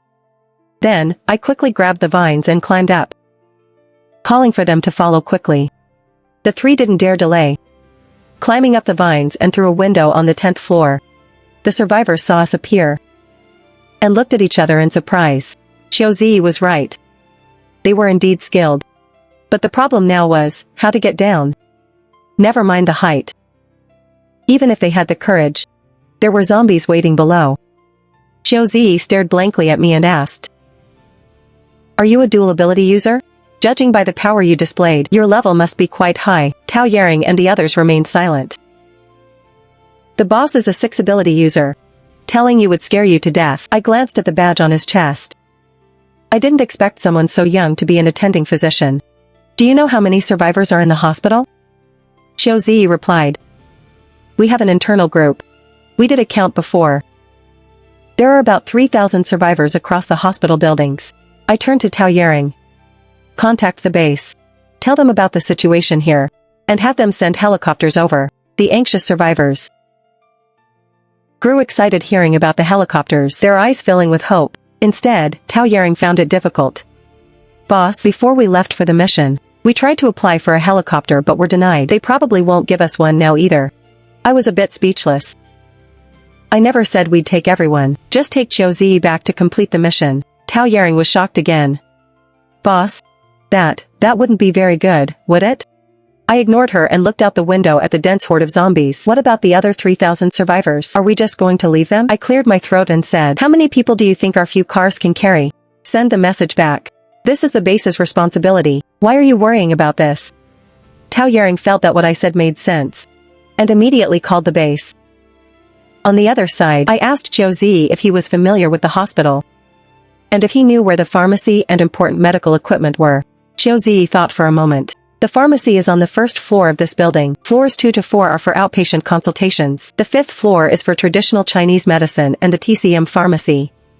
From the 6th floor to the 12th floor, it's all various examination rooms and laboratories. There's also valuable medical equipment in the inpatient department. The operating rooms are also in the inpatient building. Other buildings have radiological medical equipment as well." When Xiaozi heard me ask this, he knew I was here to collect supplies.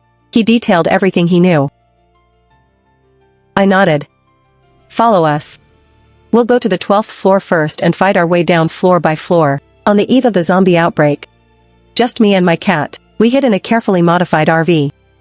The RV was stocked with a massive amount of supplies I had stored in advance. In this life, I must survive until the very end. Xiaozi's heart skipped a beat.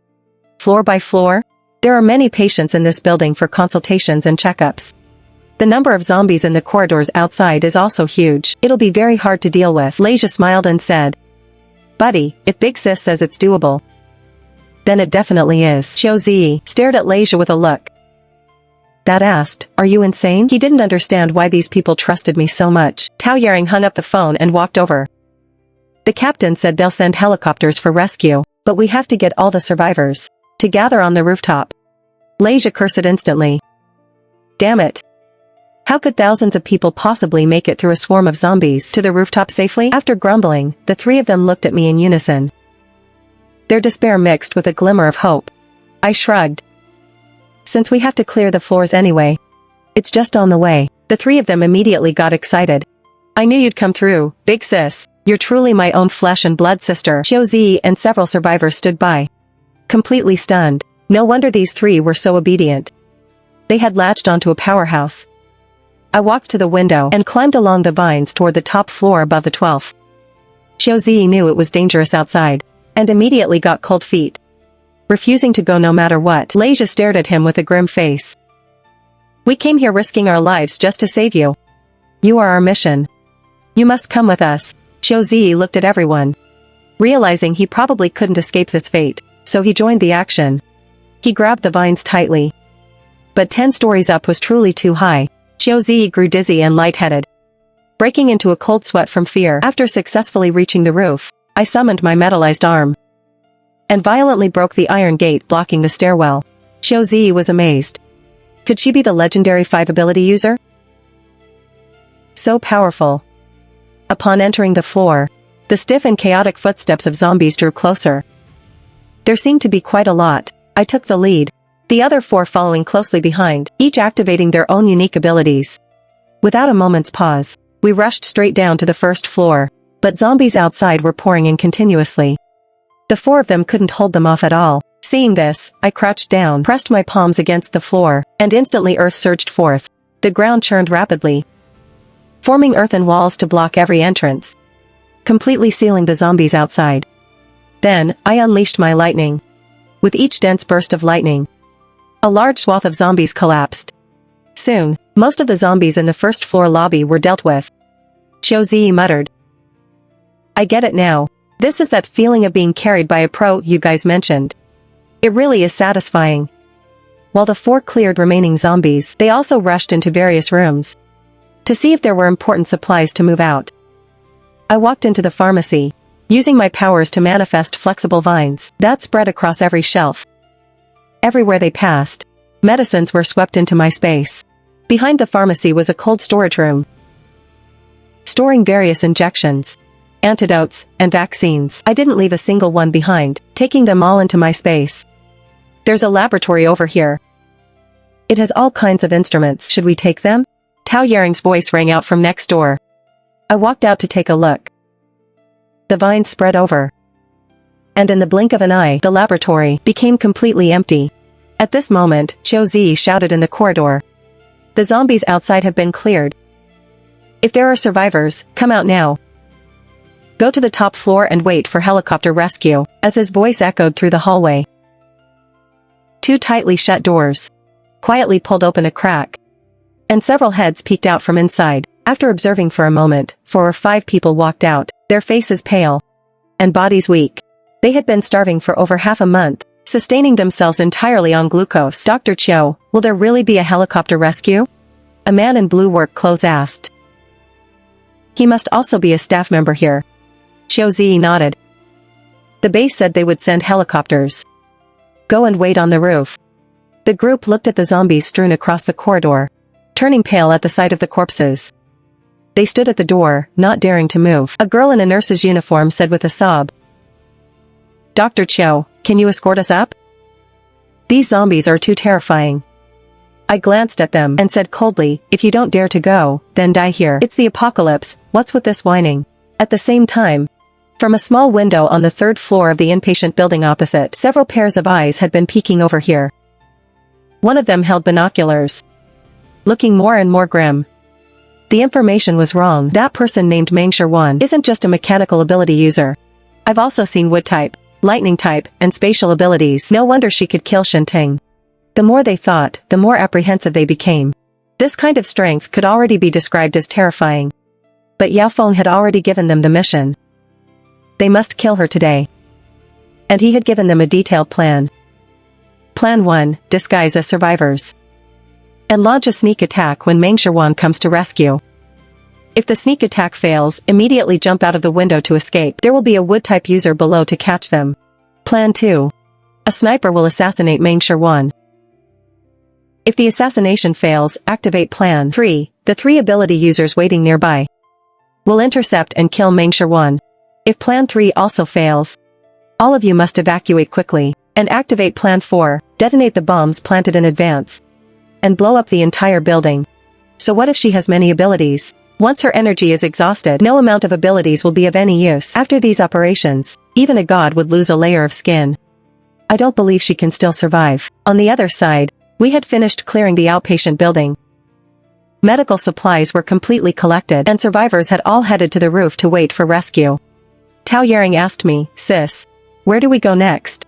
I looked at the building opposite, and said coldly, to the inpatient department. Besides supplies over there might even be an unexpected surprise. Xiaozi frowned. The inpatient building was almost at full capacity before the apocalypse. With all the patients, families, and staff, the zombies inside are even denser than here.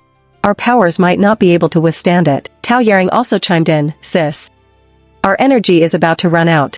I'm afraid we won't have the strength to sweep the inpatient building. I pulled out 2 ability enhancement serums, and chuckled. With these, there's nothing to fear. On the eve of the zombie outbreak, just me and my cat, we hid in a carefully modified RV. The RV was stocked with a massive amount of supplies I had stored in advance. In this life, I must survive until the very end. I summoned the vines to grow, extending them to the roof of the inpatient building, building a bridge of vines in midair.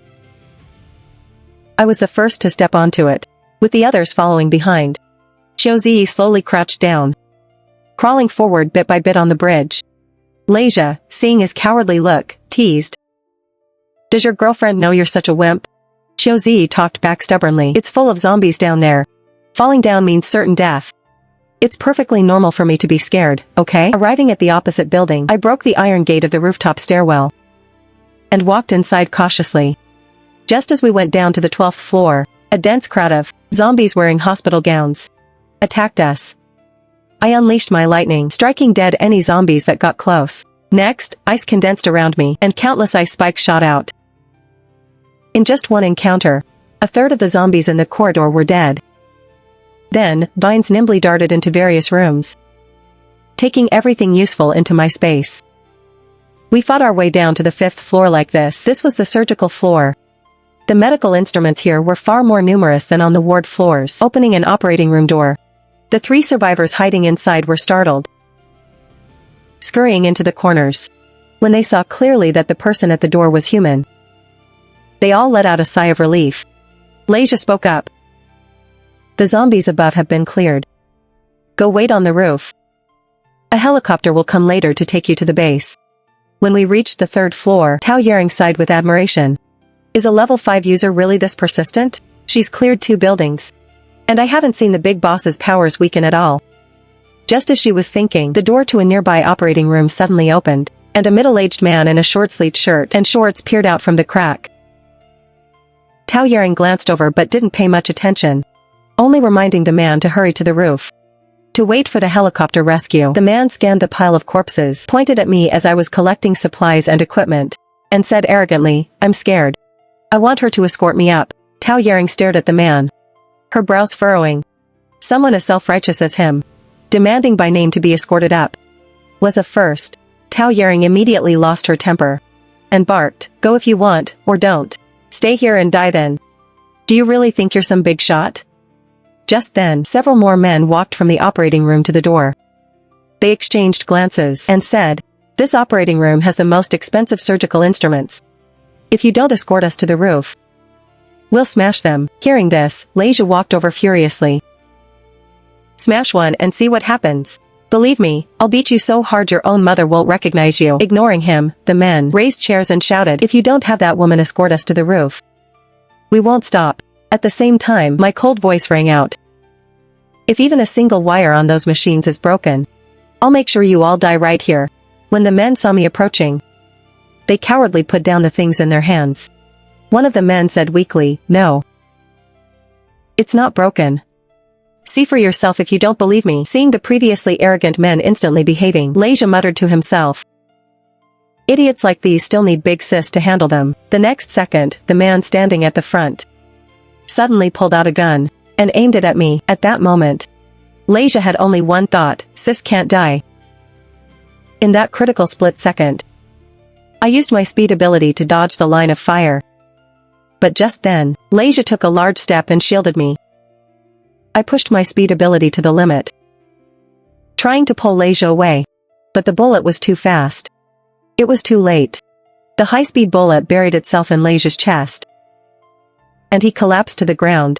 Seeing the mission fail, the group immediately prepared to jump from the window to escape. My rage erupted instantly. Several heads were sent flying as I sniped them with power. With a few thuds, the men fell into a mist of blood. Becoming motionless, Leisha lay weakly on the floor, his face pale, his forehead drenched in sweat. My voice rang out, suppressed with anger, "Are you stupid? Why did you block the bullet for me? In my 2 lives during the apocalypse, I never dared to imagine someone would risk their life for me." Leisha smiled pitifully. "Sis, I said from now on, my life is yours. Without you, we would have died long ago." I said crossly, "Don't talk about dying. The fact that you can still speak means it didn't hit anything vital." I ordered Tao Yaring and Jiawen to carry him onto the operating table, and then quickly ran out to find Xiaozi. When Xiaozi saw Leisha's condition, he felt a chill run through him. With such a large wound, if it got infected, he didn't dare think further. Prepare surgical medicine, anesthetics, disinfectant, gauze, and bandages. I'll need all the surgical tools. Tao Yaring walked over quickly, assisting under Xiaozi's direction. I took out that ability enhancement serum from my pocket. Walked to Leisha. Squeezed his chin, and poured it down. I didn't know if it would help. But I hoped it would. Just then, I suddenly turned my head toward the window. Several bullets flew in at high speed. I immediately activated my metal ability, and a metal shield instantly blocked the window. It's dangerous outside. Stay here and don't go out. I closed the door and left quickly. In the corridor, 3 ability users were aggressively attacking me. They were metal, ice, and fire types. While I condensed a metal shield to block, I also unleashed vines toward the 3. The 3 of them sensed something was wrong and used their powers to block. At that very moment, I activated my speed ability to close in on them, and with ice blades in hand, I slashed their throats. The 3 of them were filled with disbelief before they died. How is it possible? Your energy hasn't run out, and more importantly, how do you have speed? Hello? Hello, Lindong? What's the situation on your end? Answer me. Answer me now. I pulled a phone from the dead man's pocket. The caller ID said Boss Xiao Feng. The voice on the other end was still shouting. Was the operation successful? Give me a signal, Lindong. I hung up the phone and looked through the chat history inside the Kill M organization. It turned out to be their doing. Surviving in the seed base in my previous life, I had naturally heard of this organization. It was full of talented people and had considerable influence. Connecting it to Meng Qingyue hiring assassins before, it turns out she commissioned the Kill M organization. Since you've messed with me, none of you should expect a good life. I threw down the phone, ready to go settle the score with these people, but as I turned, I spotted something in the laboratory next door. Several red numbers were flashing. My scalp instantly went numb. I focused my gaze. Half the room was packed with time bombs, the numbers on them counting down steadily. Once this amount of explosives detonates, the entire building could be destroyed. Not only would the people next door lose their lives, but not a single other survivor would live either. Damn it, I frantically activated my wood-type ability, using dense vines to wrap up these explosives. In a room in the clinical building next door, Yao Feng, having received no response for a long time, was feeling extremely uneasy. The sniper beside him spoke up. We agreed before. As long as they're alive, they'll give a signal. They've likely been sacrificed by now. Hearing this, Yao Feng frowned deeply. He couldn't understand why a woman with level 5 abilities was so hard to kill. Boss, what do we do now? The sniper asked with a face full of urgency. Yao Feng grit his teeth and said, forget it. Detonate the bombs. On the eve of the zombie outbreak, just me and my cat. We hid in a carefully modified RV. The RV was stocked with a massive amount of supplies I had stored in advance. In this life, I must survive until the very end. The sniper picked up the detonator and pressed it with gritted teeth. However, a strange thing happened. A huge explosion did indeed ring out, but the inpatient building remained unscathed, without any issues at all. Yao Feng's head buzzed. He immediately felt something was wrong. He quickly leaned out the window to look down. The explosion had gone off in the parking lot, with rolling smoke incinerating the flailing zombies. Yao Feng felt a chill through his whole body. His sixth sense told him that if he didn't evacuate now, he would surely die here. Yao Feng glanced at the raging fire in the parking lot again, and this glance almost scared him to death. Out of the roaring flames walked a person with a metallic luster. At this moment, her bright eyes were glaring right at Yao Feng. He gasped sharply. Go, go, go. This woman is too terrifying. No matter what, we can't provoke her again. He took several followers and fled quickly to the roof, preparing to leave on the helicopter that came to pick them up. Looking at my metallized body, I showed a satisfied expression. These bastards. Don't even think about escaping. I opened an ability enhancement serum, gulped it down in one go, then leaped and grabbed the vines, climbing up rapidly. Seeing me appear on the roof, Yao Feng and his group were scared to their very core, their whole bodies going numb. He immediately surrendered. Great one. I was wrong. I was truly wrong. I shouldn't have sent people to kill you. It was Meng Qingyue. She hired us to kill you. If you want revenge, go find Meng Qingyue. We were just doing it for the money. A bloodthirsty smile curved my lips, and my eyes were full of killing intent. Seeing things were looking bad, Yao Feng hastily changed his tune. To compensate for the trouble we caused you, just ask for whatever you want.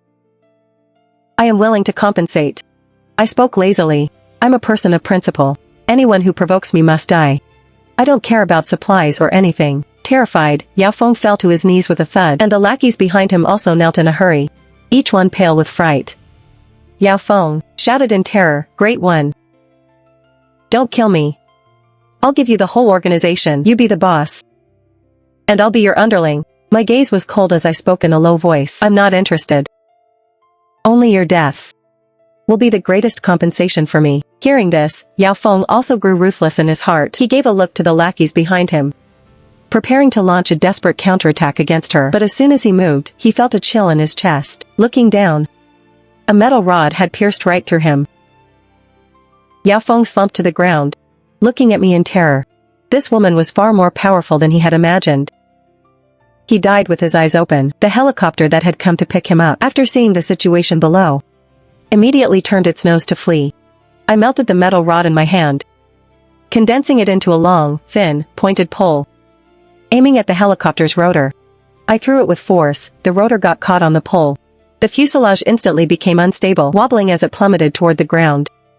The survivors on the roof were now in a state of shock, like a group of statues, not even daring to breathe loudly. On the other side, 5 rescue helicopters from the base were flying toward this location. Gu Jinchen sat in a helicopter. Everything that just happened had been seen by him. Right now, besides shock, there was only fear. No one would have thought that under the pursuit of the Kill M organization, Meng Sherwan would be able to survive. But not only was she alive, she had wiped out the entire organization. Looking at that beautiful, solitary figure on the roof, he only felt his heart racing. The admiration in his heart became even stronger. "Still thinking about your ex-girlfriend?" Meng Qingyue, sitting beside him, spoke with a voice full of indifference and mockery. Facing the situation where Meng Sherwan was able to counter-kill, she seemed to have been mentally prepared long ago. No shock, no surprise. Instead, she was as calm as an outsider. Gu Jinchen said, "I didn't expect you to want her dead so badly. Now, not only is she not dead, but she's strong enough to destroy that organization. Aren't you angry?" Meng Qingyue remained calm throughout. The helicopter landed slowly. She didn't answer Gu Jinchen's question. Gu Jinchen scratched his hair irritably. Since the apocalypse began, these two sisters had completely changed their personalities. It was truly hard to figure them out. In the past, they both vied for his affection. Now, they both acted as if they couldn't care less about him, which made him very unhappy. The helicopter landed slowly on the roof of the laboratory building. The wind from the rotors blew my hair around. I stared at the two people getting off the helicopter, clenching my fists. Since the organization was wiped out, how could I let these two culprits go? Just as I was about to make a move, Gu Jinchen's faint concerned voice rang out. "Sherwan, are you hurt? Are you okay? It's fine for you two sisters to throw tantrums, but don't let it reach an irreparable point because of me." I narrowed my eyes. The ability within me was surging with my mood. I didn't want to see this man live for another second. Just as I was about to condense ice spikes to kill him, a gunshot suddenly rang out on the roof. I watched as Gu Jinchen's head exploded in a mist of blood.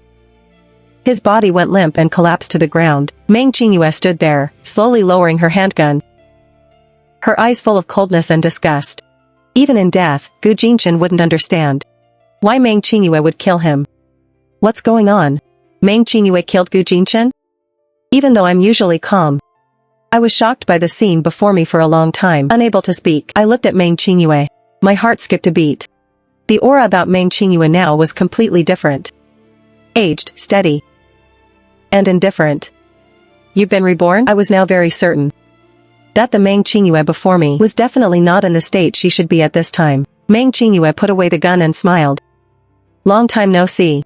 You have no idea how much I've missed you all these years." Meng Sherwan died 3 years into the apocalypse, while Meng Qingyue had returned from 10 years into the apocalypse. She wasn't lying. The more she realized the truth of the apocalypse, the more she missed Meng Sherwan. Meng Qingyue had regretted it countless times over those years. Why did she steal Meng Sherwan's RV? I stared at her, frowning, as if trying to see through something. Why did you kill Gu Jinchen? In the previous life, they were inseparable. What reason could make her seize the chance to kill her own husband? Meng Qingyue looked at the corpse on the ground with disgust. A fickle, selfish piece of trash. Living is just a waste of food. Human survival had been extremely difficult in the late apocalypse. They left the seed base for various reasons. Later building their own base. Meng Qingyue supported Gu Jinchen as the base leader. Who knew this man, once he had power, would cheat frequently. Even during a major battle. At a critical moment of life and death, he used her as a shield. After Meng Qingyue was reborn, the thing she wanted most was to kill Gu Jinchen. Unfortunately, it was never convenient to act within the base. This rescue mission. She followed along not to settle scores with Meng Shirwan, but to settle an old grudge with Gu Jinchen. After Meng Qingyue was reborn, the thing she wanted most was to kill Gu Jinchen. Unfortunately, it was never convenient to act within the base. This rescue mission. She followed along not to settle scores with Meng Shirwan, but to settle an old grudge with Gu Jinchen. How long did the apocalypse last? Did it ever end? I asked in a cold voice. Meng Qingyue spoke in an extremely complex tone. The apocalypse is a conspiracy, and you have already entered the center of the storm. Conspiracy? What are you talking about? I questioned her. Just as Meng Qingyue was about to speak, a huge ice pillar instantly impaled her body. Blood sprayed onto me. I cried out in shock. Meng Qingyue struggled to look at me. Shirwan. Shirwan, whether the situation can be broken depends on you. I watched as she slowly closed her eyes. Everything happened too suddenly. I was at a bit of a loss. Who killed Meng Qingyue? And who is spying on everything happening now? A heap of questions was bothering me. Originally, I just wanted to rely on the system to survive the apocalypse, but it seems that won't work now. I have to find the truth. I have to break this situation. The other helicopters, having waited in vain for Gu Jinchen's signal, turned back to check.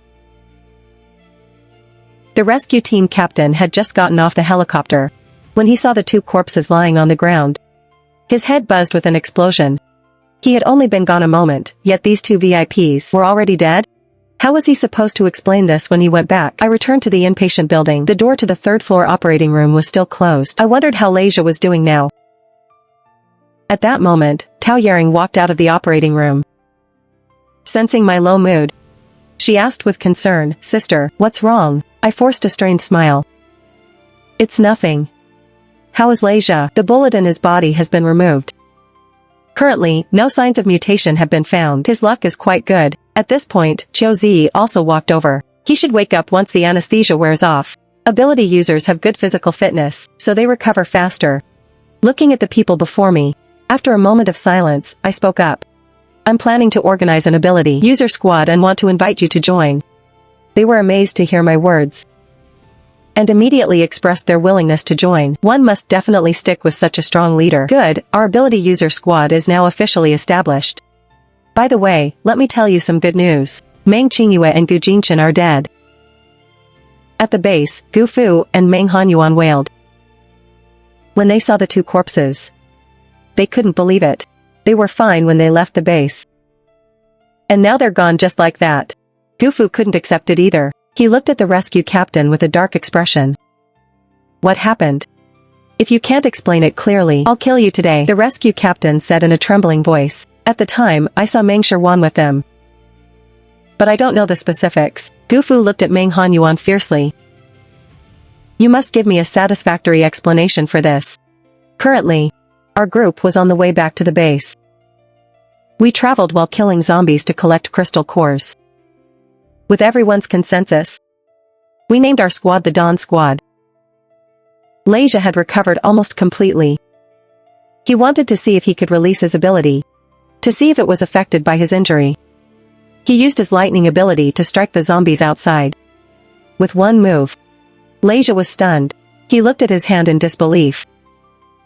"Holy crap, holy crap, holy crap, is this my ability?" According to his previous ability level, striking 10 or 20 zombies was his limit. But now there were at least 100 or 200. Tao Yering cried out, "Did you do that?" In their understanding, only I could perform such a feat at present. Leisha was beginning to doubt himself. He released his ability again, striking another large area dead. He didn't expect his ability to surge after a serious injury. I stood by with a dark expression. What an idiot.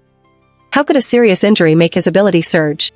It was because of the ability enhancement serum I fed him. An unaware Tao Yering looked envious. there's such a good thing? Next time someone shoots at sis, you stay away. Let me do it. I gritted my teeth. Truly, wherever there's a genius, there's a fool. What kind of teammates have I found? After a long time, I slowly spoke. Since we are teammates now, I won't hide something from you.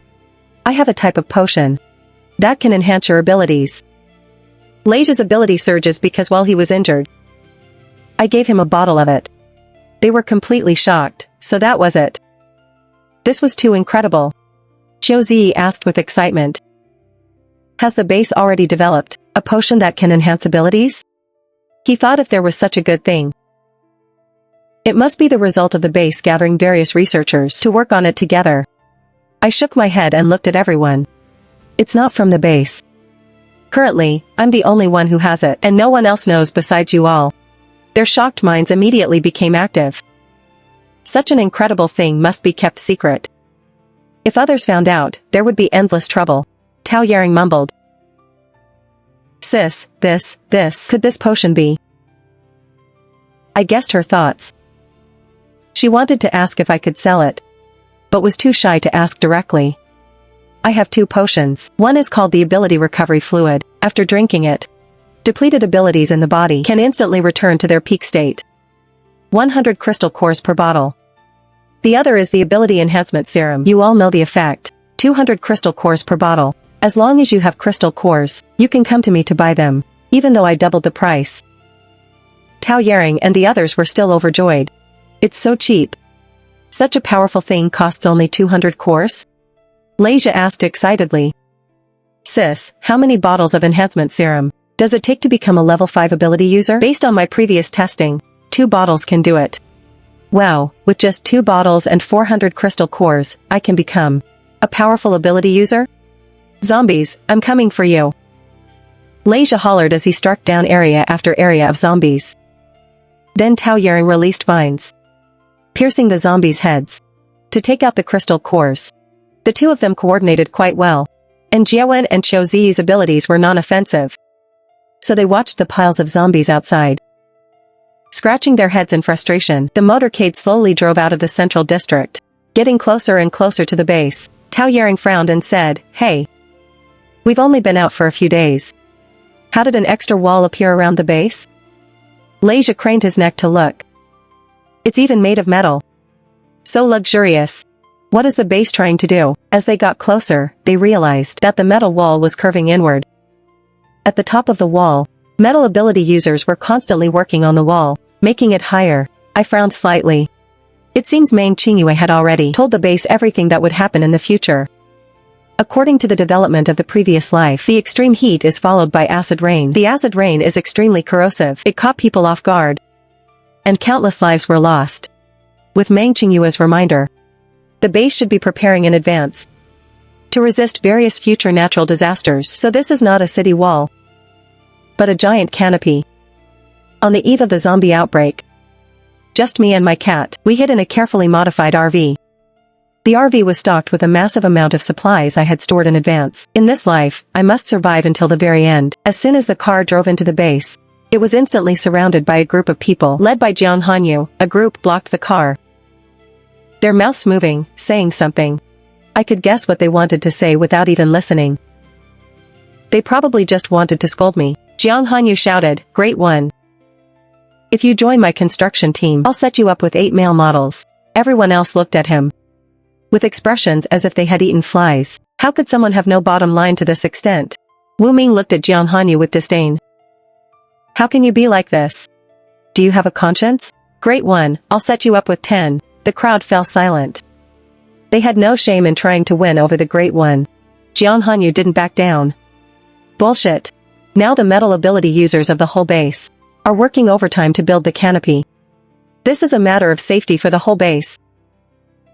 Meng Shiwan should definitely join our construction team. Now is a critical time for gathering supplies. Meng Shiwan's space ability is very precious. She must join our supply collection team. Seeing them start to squabble again, I spoke up, name any compensation. The crowd instantly went quiet, eagerly waiting for me to speak. I want to be the base leader. I crossed my arms, raising an eyebrow at the crowd. Everyone shook their heads in unison. No way, no way. I pursed my lips, assuming a posture of settling for the second best. Then I want all the crystal cores in the base. Everyone's eyes widened and mouths fell open in shock. That's impossible, Great One. I spread my hands. You can't do this, you can't do that. No sincerity at all. There's nothing to discuss. Then Jiang Hanyu got anxious. Miss Meng, you said last time that once Meng Qingyue died, you would consider joining a team. Now she's dead. Give it some thought. I corrected him. I said whoever helped me kill Meng Qingyue and Gu Jinchen, I would join their team. Who among you killed those two?